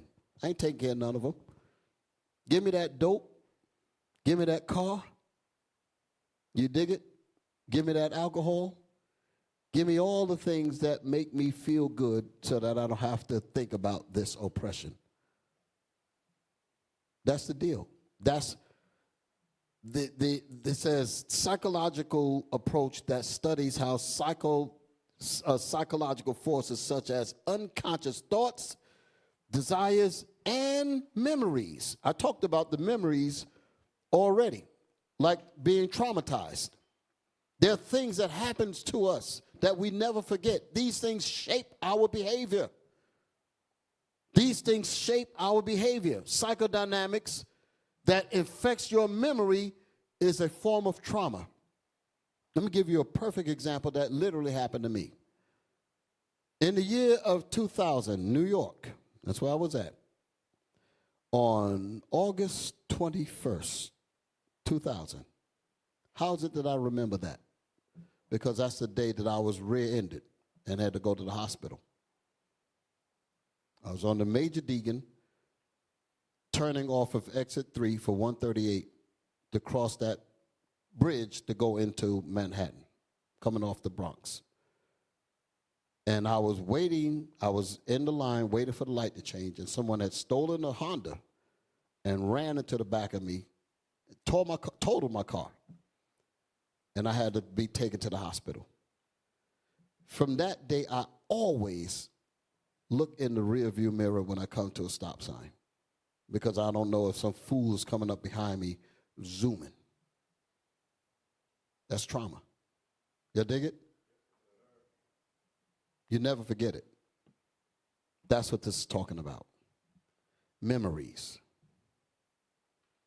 Read the rest of it. It said, what did this do? Influence human behavior. Mm-hmm. Human behavior is me looking. Who's speeding? Here's some car tires sliding. Trauma. It's trauma. Psychodynamics. These things trigger you. Not only does it influence human behavior, it also influences feelings and emotions. And emotions. Psychodynamics. Y'all all right? Yes, so now, give me my next slide. Trauma response. Now go back to the book again. We're coming back to this. Go back to the book.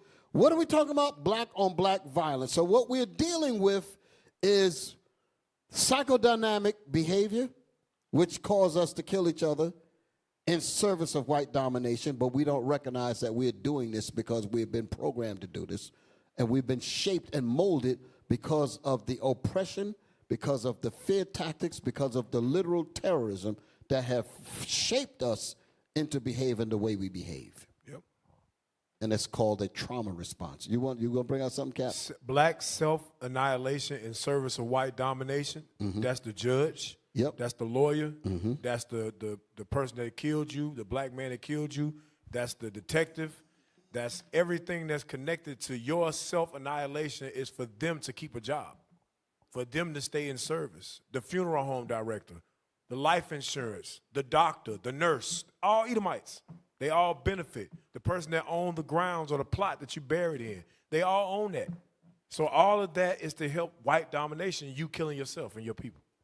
You see that? Psychodynamics. Go back to the trauma response. So do y'all see the connection when I say battered wife syndrome? It's all connected. We would justify that because if you don't justify it, you go crazy. Because if you have to face the reality of knowing that you're being oppressed, then the question is, what do I do to escape this oppression? And if you feel like there's no way out of it, then you have to succumb to turning off that anger that would normally try to fight your way out of the captivity. But if you feel like there's no way out of it, you will say, you know what, I give up and let me just acquiesce. Let me just stay here and let this oppression wear down my resistance. This is what our people are dealing with. Our people are broken. Our people are beat down. But we have this medicine. We have this Bible. We got to build our brothers up and show them that the Most High got their back. And I'm about to show you those videos. I'm about to get off this sad stuff in a minute. Trauma response. Go ahead. Trauma responses are normal reactions to a distressing event or a situation that can include a range of emotional and physical reactions. What's the top part of that? Okay, I wanted to say trauma response. That's what we're reading about. Trauma response. Okay. Trauma responses are, like you read, are normal, what they call normal reactions to a distressing event. This is trauma response. When you say normal reactions, you're not supposed to be reacting to trauma. Because if you're reacting to trauma, your reaction is to offset the trauma itself. So you're trying to cope with the fact that you were raped. A trauma response for an abused woman or a battered woman, a trauma response is to love him more, for an example, or Stockholm Syndrome. Is to say, well, let me just be more kind to him, so to speak, when he's literally beating the hell out of you. That's a trauma. There ain't nothing normal about that. Okay? Or Bishop, forgive him. Yes. Okay? This is what we do. Because if we don't, it's evident. We all know this man is our enemy. We know that we hate it. Yes. But we're so afraid. We can't say what your brothers are teaching is the truth. Yep. We can't say that. But if he leaves me and he's not around me, I'll be truthful. But if he's watching me, I can't say that. Y'all understand, right? Right, brothers? That's how they talk to us. Y'all do understand it. I just can't agree with this. Because, look, they're looking at me. Some serious stuff here. Read. Sir, some of the emotional reactions are sadness, anxiety, fear, confusion, exhaustion, agitation. So if these emotional reactions involve sadness, anxiety, that's the fear of the unknown. Yep. That's what anxiety means. You don't know who's chasing you. You don't know what's happening next, like I was saying before. Anxiety is the exact reason why we're fixed into the immediate present. Our future is a state of anxiety because we don't know what's ahead of us. So ain't no need of me even thinking that way. Going to college for what? Building a building for what? Setting up this for what? Because I don't know what's out there. So I might as well stay here. And that's exactly how the enemy wants you. He says, just stay right here in this hog pen. Don't think about getting outside the hog pen. Stay right here. Put rims on it. Huh? Get some new sneakers, but stay right here. Here's a bottle of alcohol. Here's some dope. Be happy right here in your crib with your basketball and your video games. Stay right here. Some serious stuff. Read. Sadness, anxiety. Go ahead. Fear. Fear. Confusion. Confusion. Can't even figure it out. I don't know where I am, who I am, why I'm here. Confusion. Now they're making men think that they're women. Confusion. Go ahead. Exhaustion. Exhaustion, tired. Exhaustion leads to suicide. I give up. I just can't take it no more. I feel like hurting myself. That's how we talk, some of us. I'm going crazy. Let me spend a few days in this psych unit because it's hell out there. 3 hots and a cot. Read. Agitation. Agitation. Me and Deacon A. used to work together. This would be on some of the people's paperwork. Homicidal idolation, agitation. We see words like this on some of the people that come in. Go ahead. Numbness. Numbness. Go ahead. Disassociation. Disassociation. Don't nobody touch me. All of that.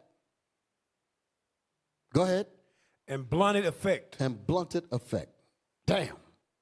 Look at the physical reactions. Physical reactions. Headaches. Headaches. Aches and pains. Aches and pains. Shaking. Shaking. Tiredness. Tired. These are your children going to school and they say he got ADHD. Damn. Because he can't be still. He doesn't even know why. Why, Daddy, why am I getting bad grades? Why is the teacher saying that I got ADHD and such? He don't even know why. Because he's in a situation, he's in a household that's traumatized. This is some real stuff. It's quite sad, but it's reality. We are the doctors that got to fix this damn thing. When these people come in here with their problems, we got to fix them.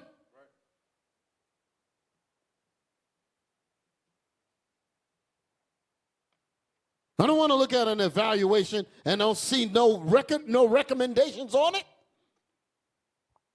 What's going on with this soldier? What's going on with this officer? What's going on with this sister? What's going on with these people? But they say they're fine. No, they're not fine. They're in here. They're not fine.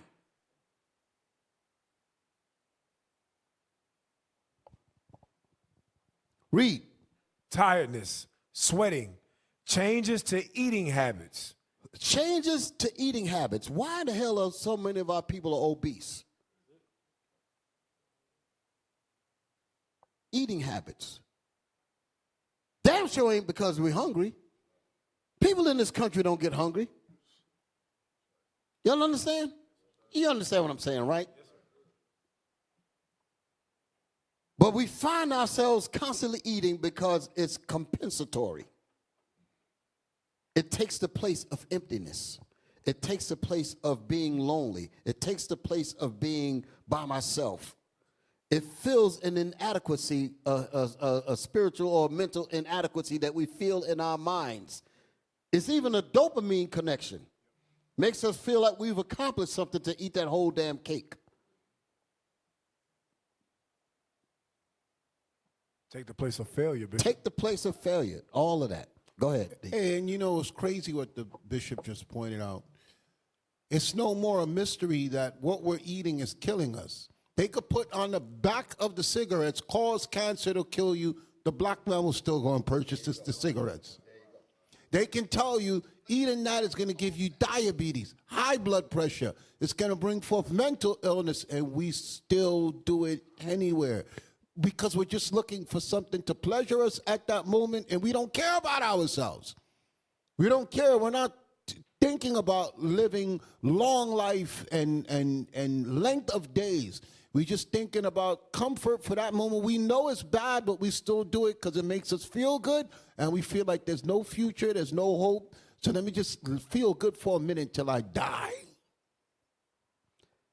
That is known as cognitive dissonance. The example that you gave about the cigarettes is the same thing that I was talking about in terms of how we respond to things that we know that are not good for us.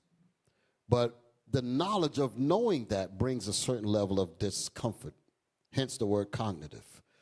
Cognitive means to be aware of a consequence for thinking the right way.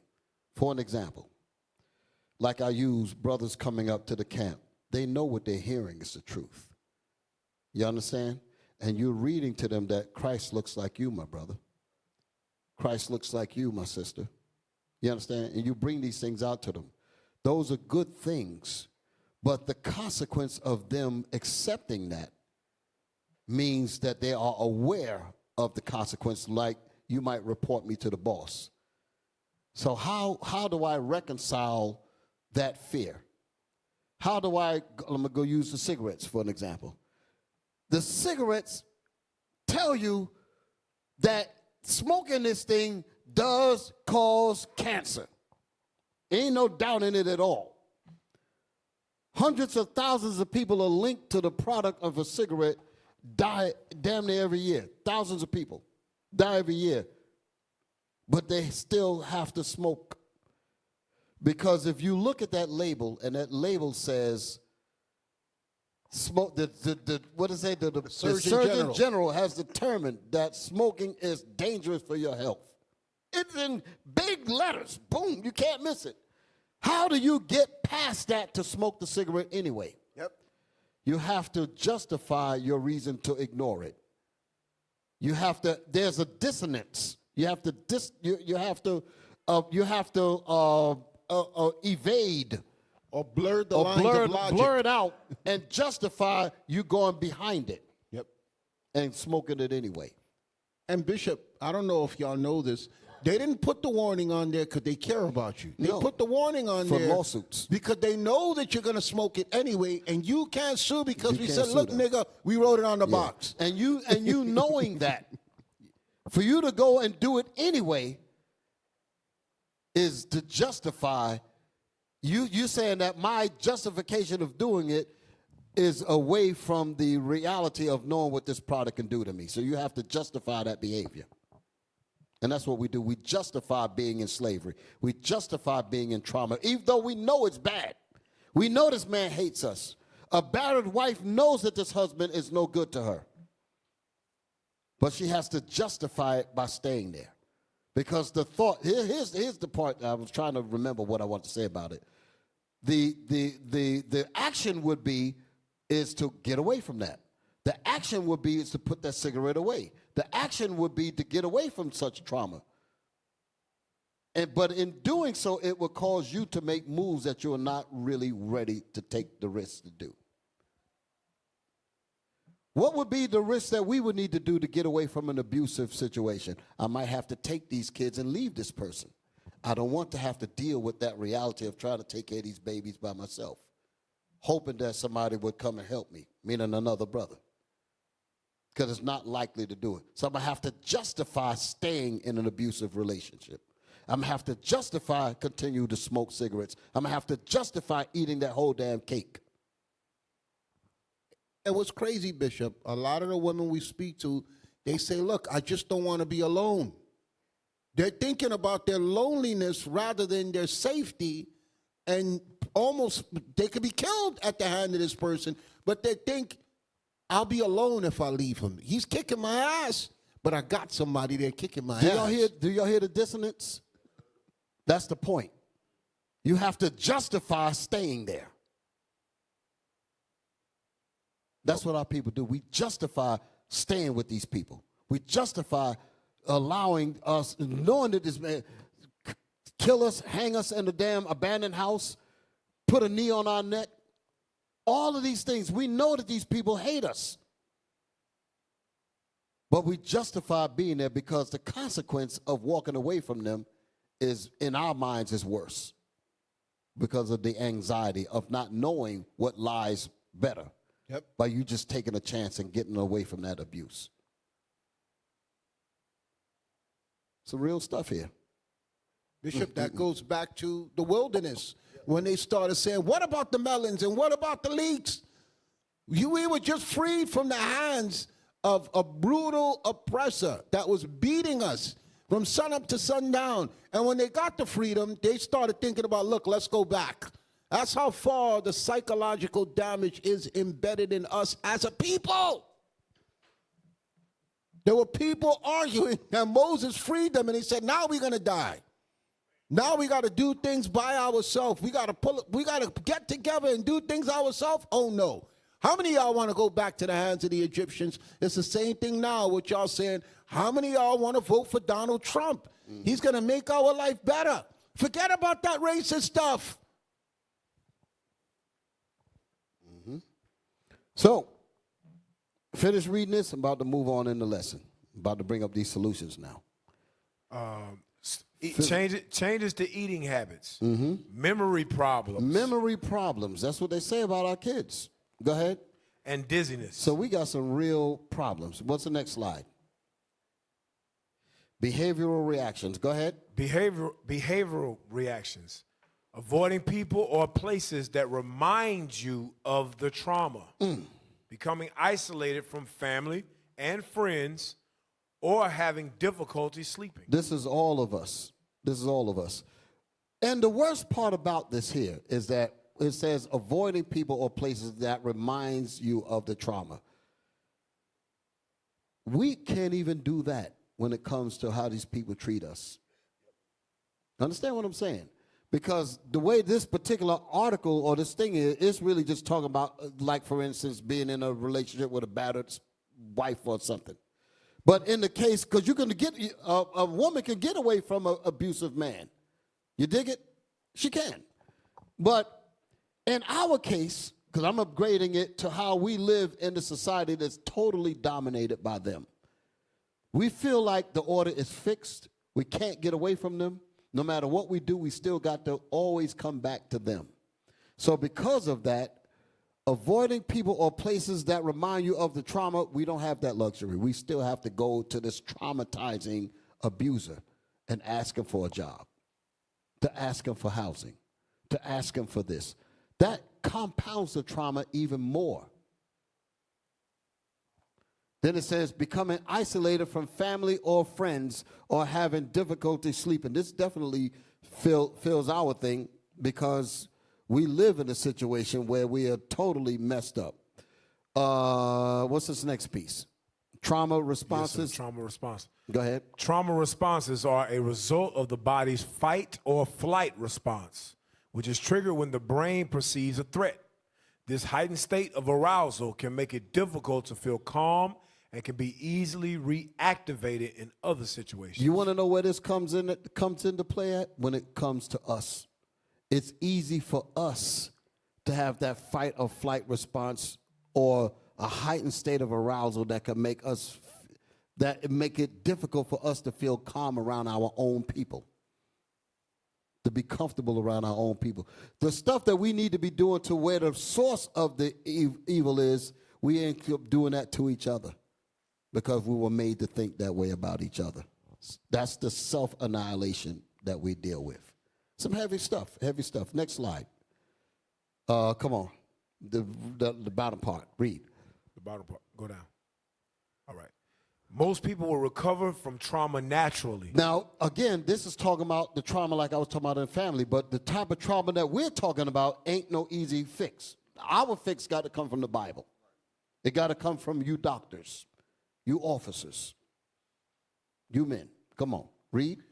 Most people will recover from trauma naturally, but if your stress reactions are getting in the way of your relationships, work, or other important activities, you may want to talk to a counselor or your doctor. The doctors is us. We're the doctors. That's what Deacon Malachi was going over yesterday, okay? And we're serious about that. We're going to turn that up because we cannot be in the position that we're in and not do the Lord's work. And we're not going to do that. I'm not here for that. And if I'm not here for that, my brothers ain't here for that either. We're going to make sure that this work get done. Y'all all right? So that's what we're going to move on. Okay. Now, I want to show y'all this. I'm about to change gears a little bit. But before I play that clip, I want to show y'all something.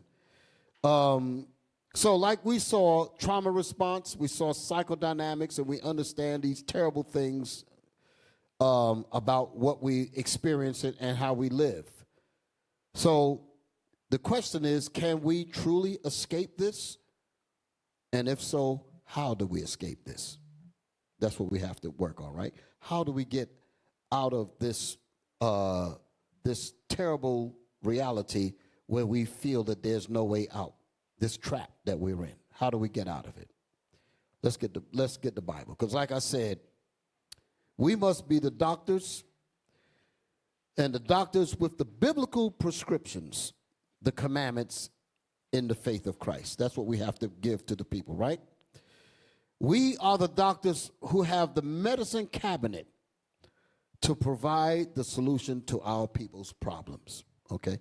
The medicine cabinet is the Bible. These laws, these commandments, the history, these are the things that's going to bind our people up in their mind the right way.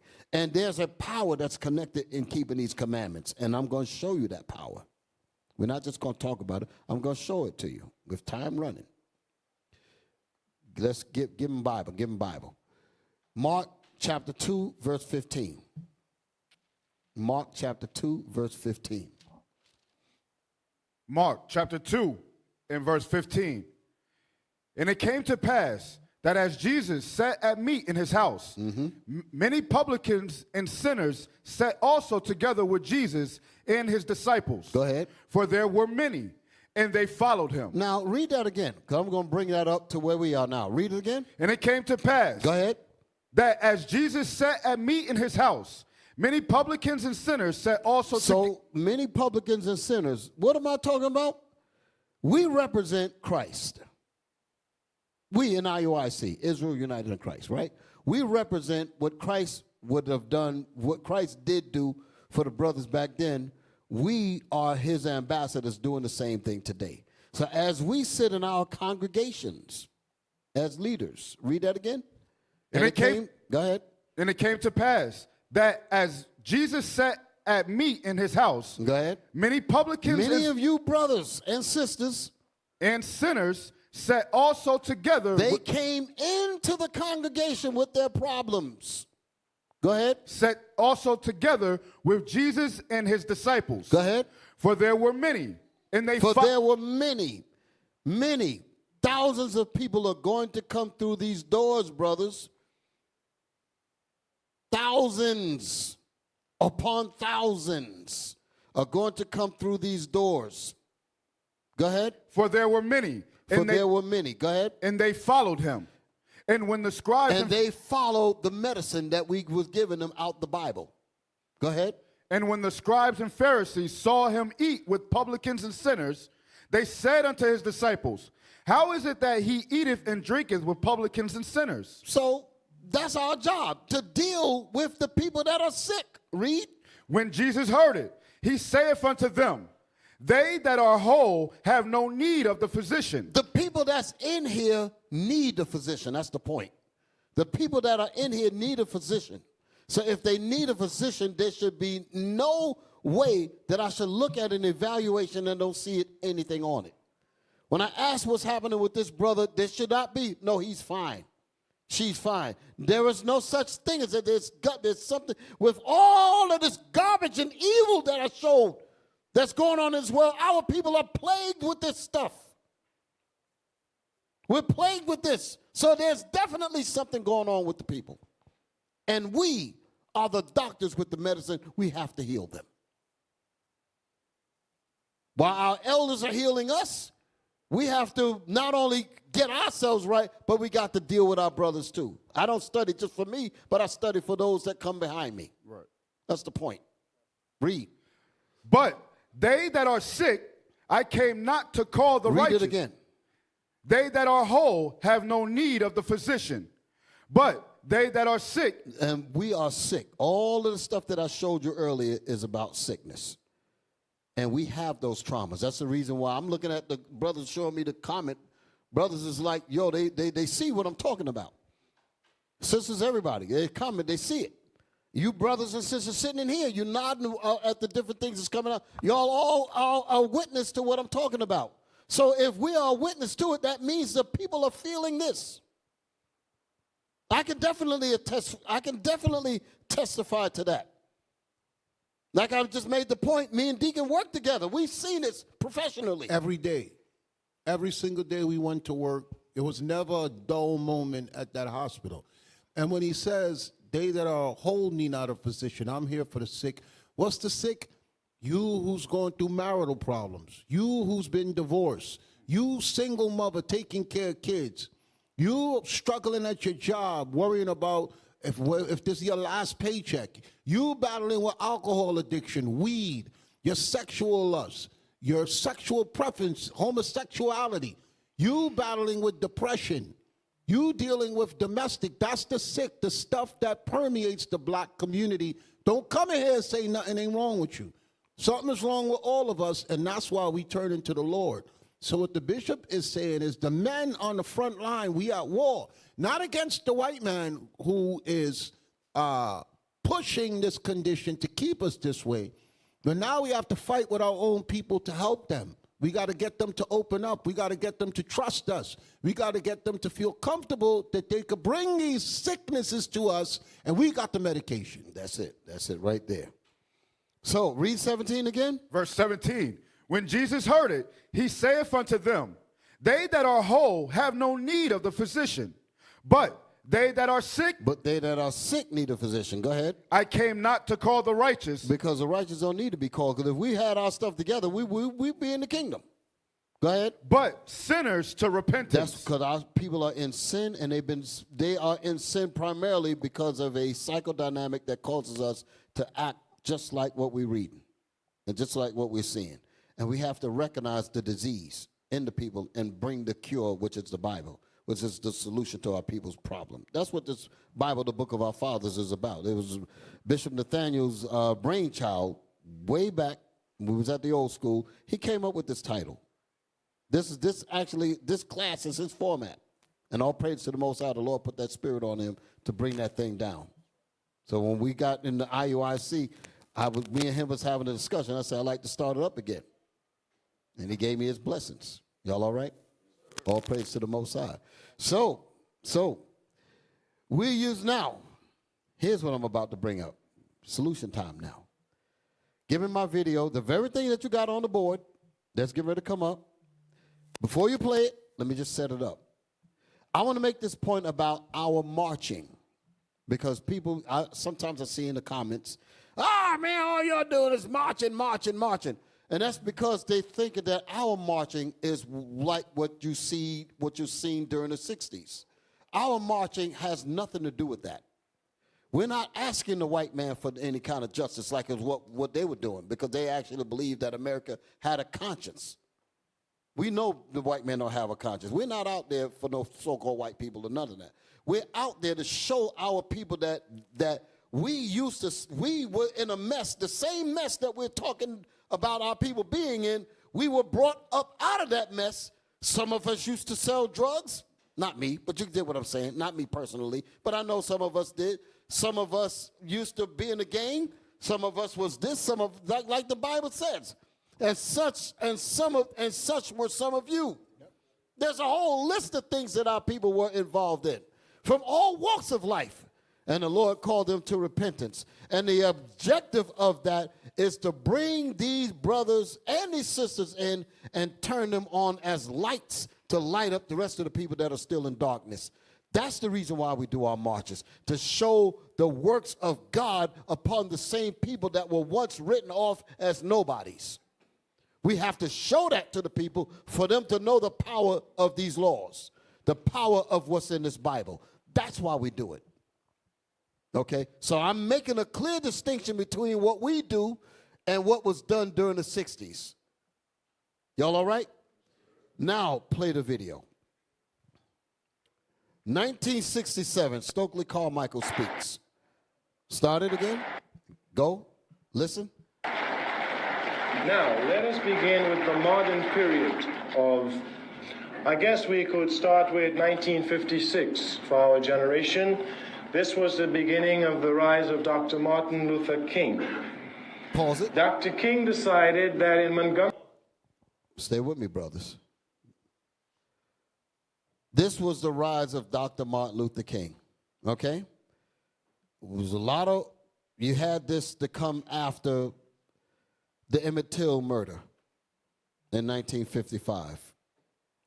A lot of evils were happening, lynchings, murders, people being dragged. James Byrd was just one of the more recent ones, but they've been doing these kinds of dragging our brothers to nothing, dragging them to death for miles on those asphalt roads and stuff like that.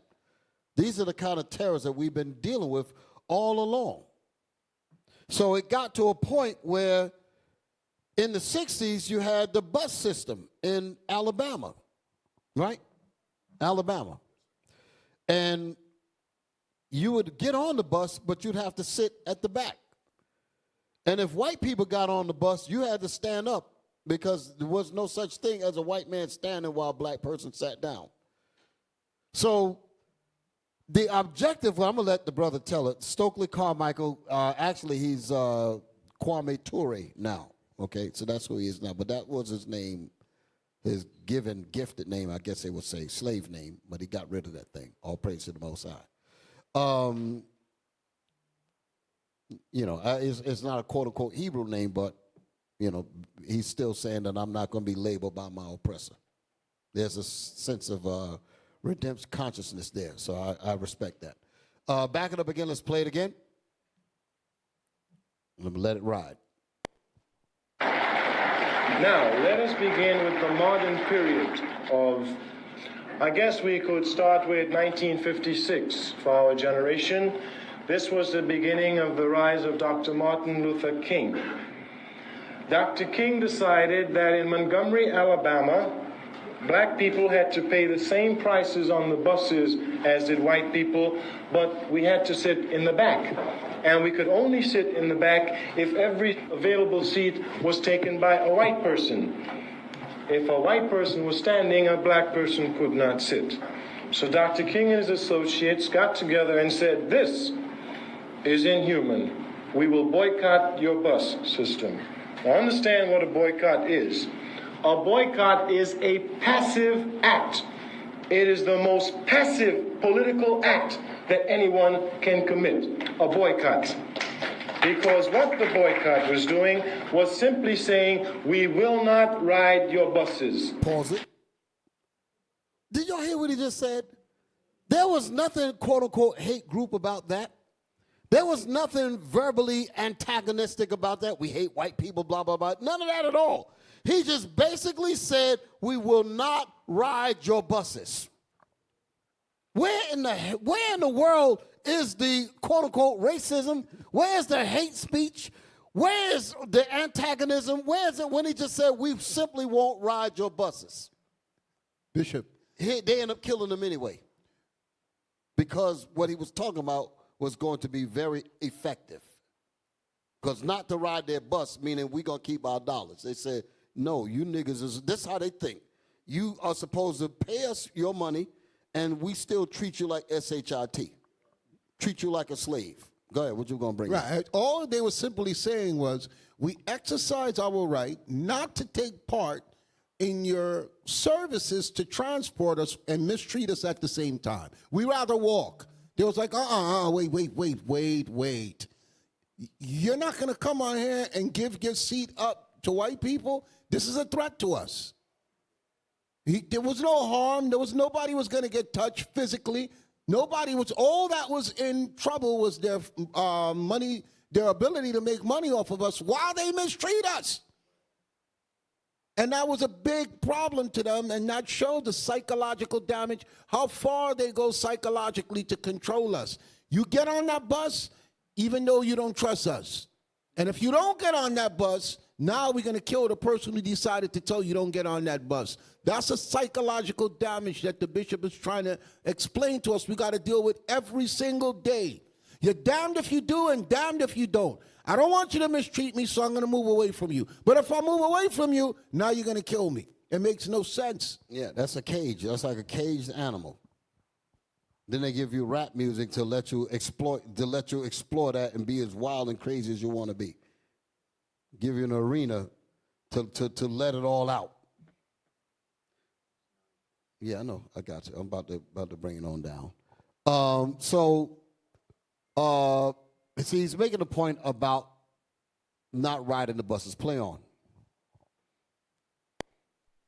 No sort of antagonism. He was not even verbally violent. He was peaceful. Dr. King's policy was that nonviolence would achieve the gains for black people in the United States. This is the difference between us. He thought that because it turned into marches and all that. And you even had brothers, and I guess sisters too, sisters would say, well, don't you want to ride that bus? You got a long time to walk. You got to walk to work. And their statement was, my feet is tired, but my soul is rested. Y'all ain't even heard that before, have you? My spirit is rested because I'm not being taken advantage of. Although my feet, in other words, you got to put some pain and labor. You got to put some work to stand up for yourselves. That's what they were saying. But Esau responded to that with violence. Why? Because they were not connected with the Most High. The difference with us, by us keeping the commandments of God, the hell with this Christmas, the hell with Thanksgiving, the hell with all that. We can do the same thing that's being done here. Because America don't have no damn conscience. The hell with them. They don't. Take your money and put it in Israel. Take your money and put it, when I say in Israel, I'm talking about in Israel United in Christ, in terms of the things that we're trying to do for the nation of Israel. You dig it? Where that button at? Where that thing at? Yeah, let me get it. Here. Where Bishop at? There you go. This thing right here. Help us out. That's what we need. Huh? That's it right there. Help us. Help us help you. You dig it? So my point is, I'm about to wind it down. My point is that we have to stand and do what the Most High told us to do.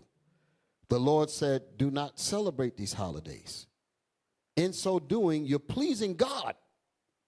And the Lord said in the book of Judith, if we keep the commandments of God, he will fight for us. So not only are you taking whatever monies you make and you're not giving it back to the bus driver that's treating you like SHIT, you're using it to build your own land, your land funds. You're doing it to build your own world. And learn that practice. Learn how to do that while we're here before we make it to the next spot. So I'm going to really wind it down now. I had some videos to show you about when we went to those marches. Just show one of them. I'm going to do that.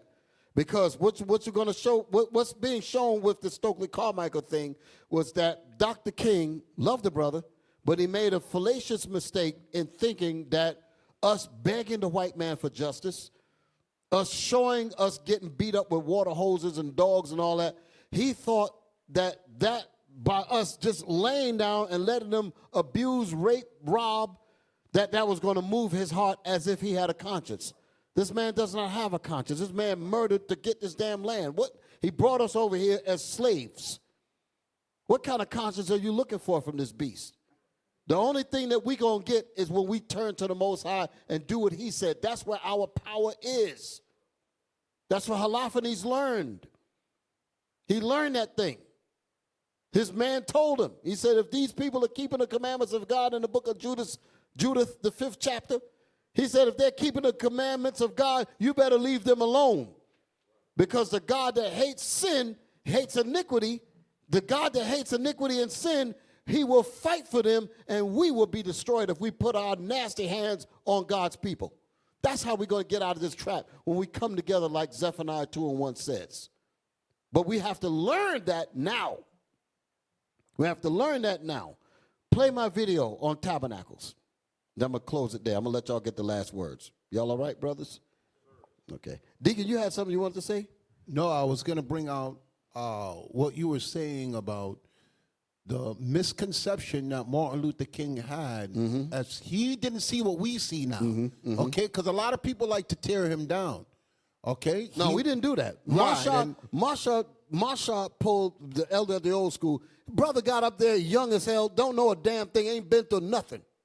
Get up there, the Dr. Martin Luther King was an Uncle Tom. Right. Marsha said, take his ass down. Put him on post. Face the back. That's it. I just wanted to, because that's a big misconception amongst the Israelite groups. They disparage him, and a lot of y'all wouldn't have the freedoms you have right now if it wasn't for him. Them ass whoopings he took. Y'all don't have the testicular fortitude to go through the things that he did, and y'all running your mouth the most right now. He didn't have the understanding we have, but that doesn't make him lesser of a man. That's all I wanted to point out. Well, he had to endure, because that was his understanding. He had to fight against cognitive dissonance as well. The threat of death was all around him, and he said, but I still have to stand and do what I believe is right in my heart. Marshall said that. He said, how many of you brothers getting up here talking crap, and would you stand up for what you say you believe in? So sit down. That's what he told them. Going into the most dangerous places where you were known to get killed for the color of your skin. Now y'all talking like y'all gangster. You ain't been nowhere. Y'all ain't been nowhere. Play the video, brothers. And we don't even know how to operate in this. How the hell do you think we're going to get when we got the liberty to just be crazy? No, the Lord said, I'm not giving you that chance. I'm not going to give you the car, but you're going to do nothing but wreck it, be drag racing with it and tear it up. No. Who will commit to your trust the true riches? Okay?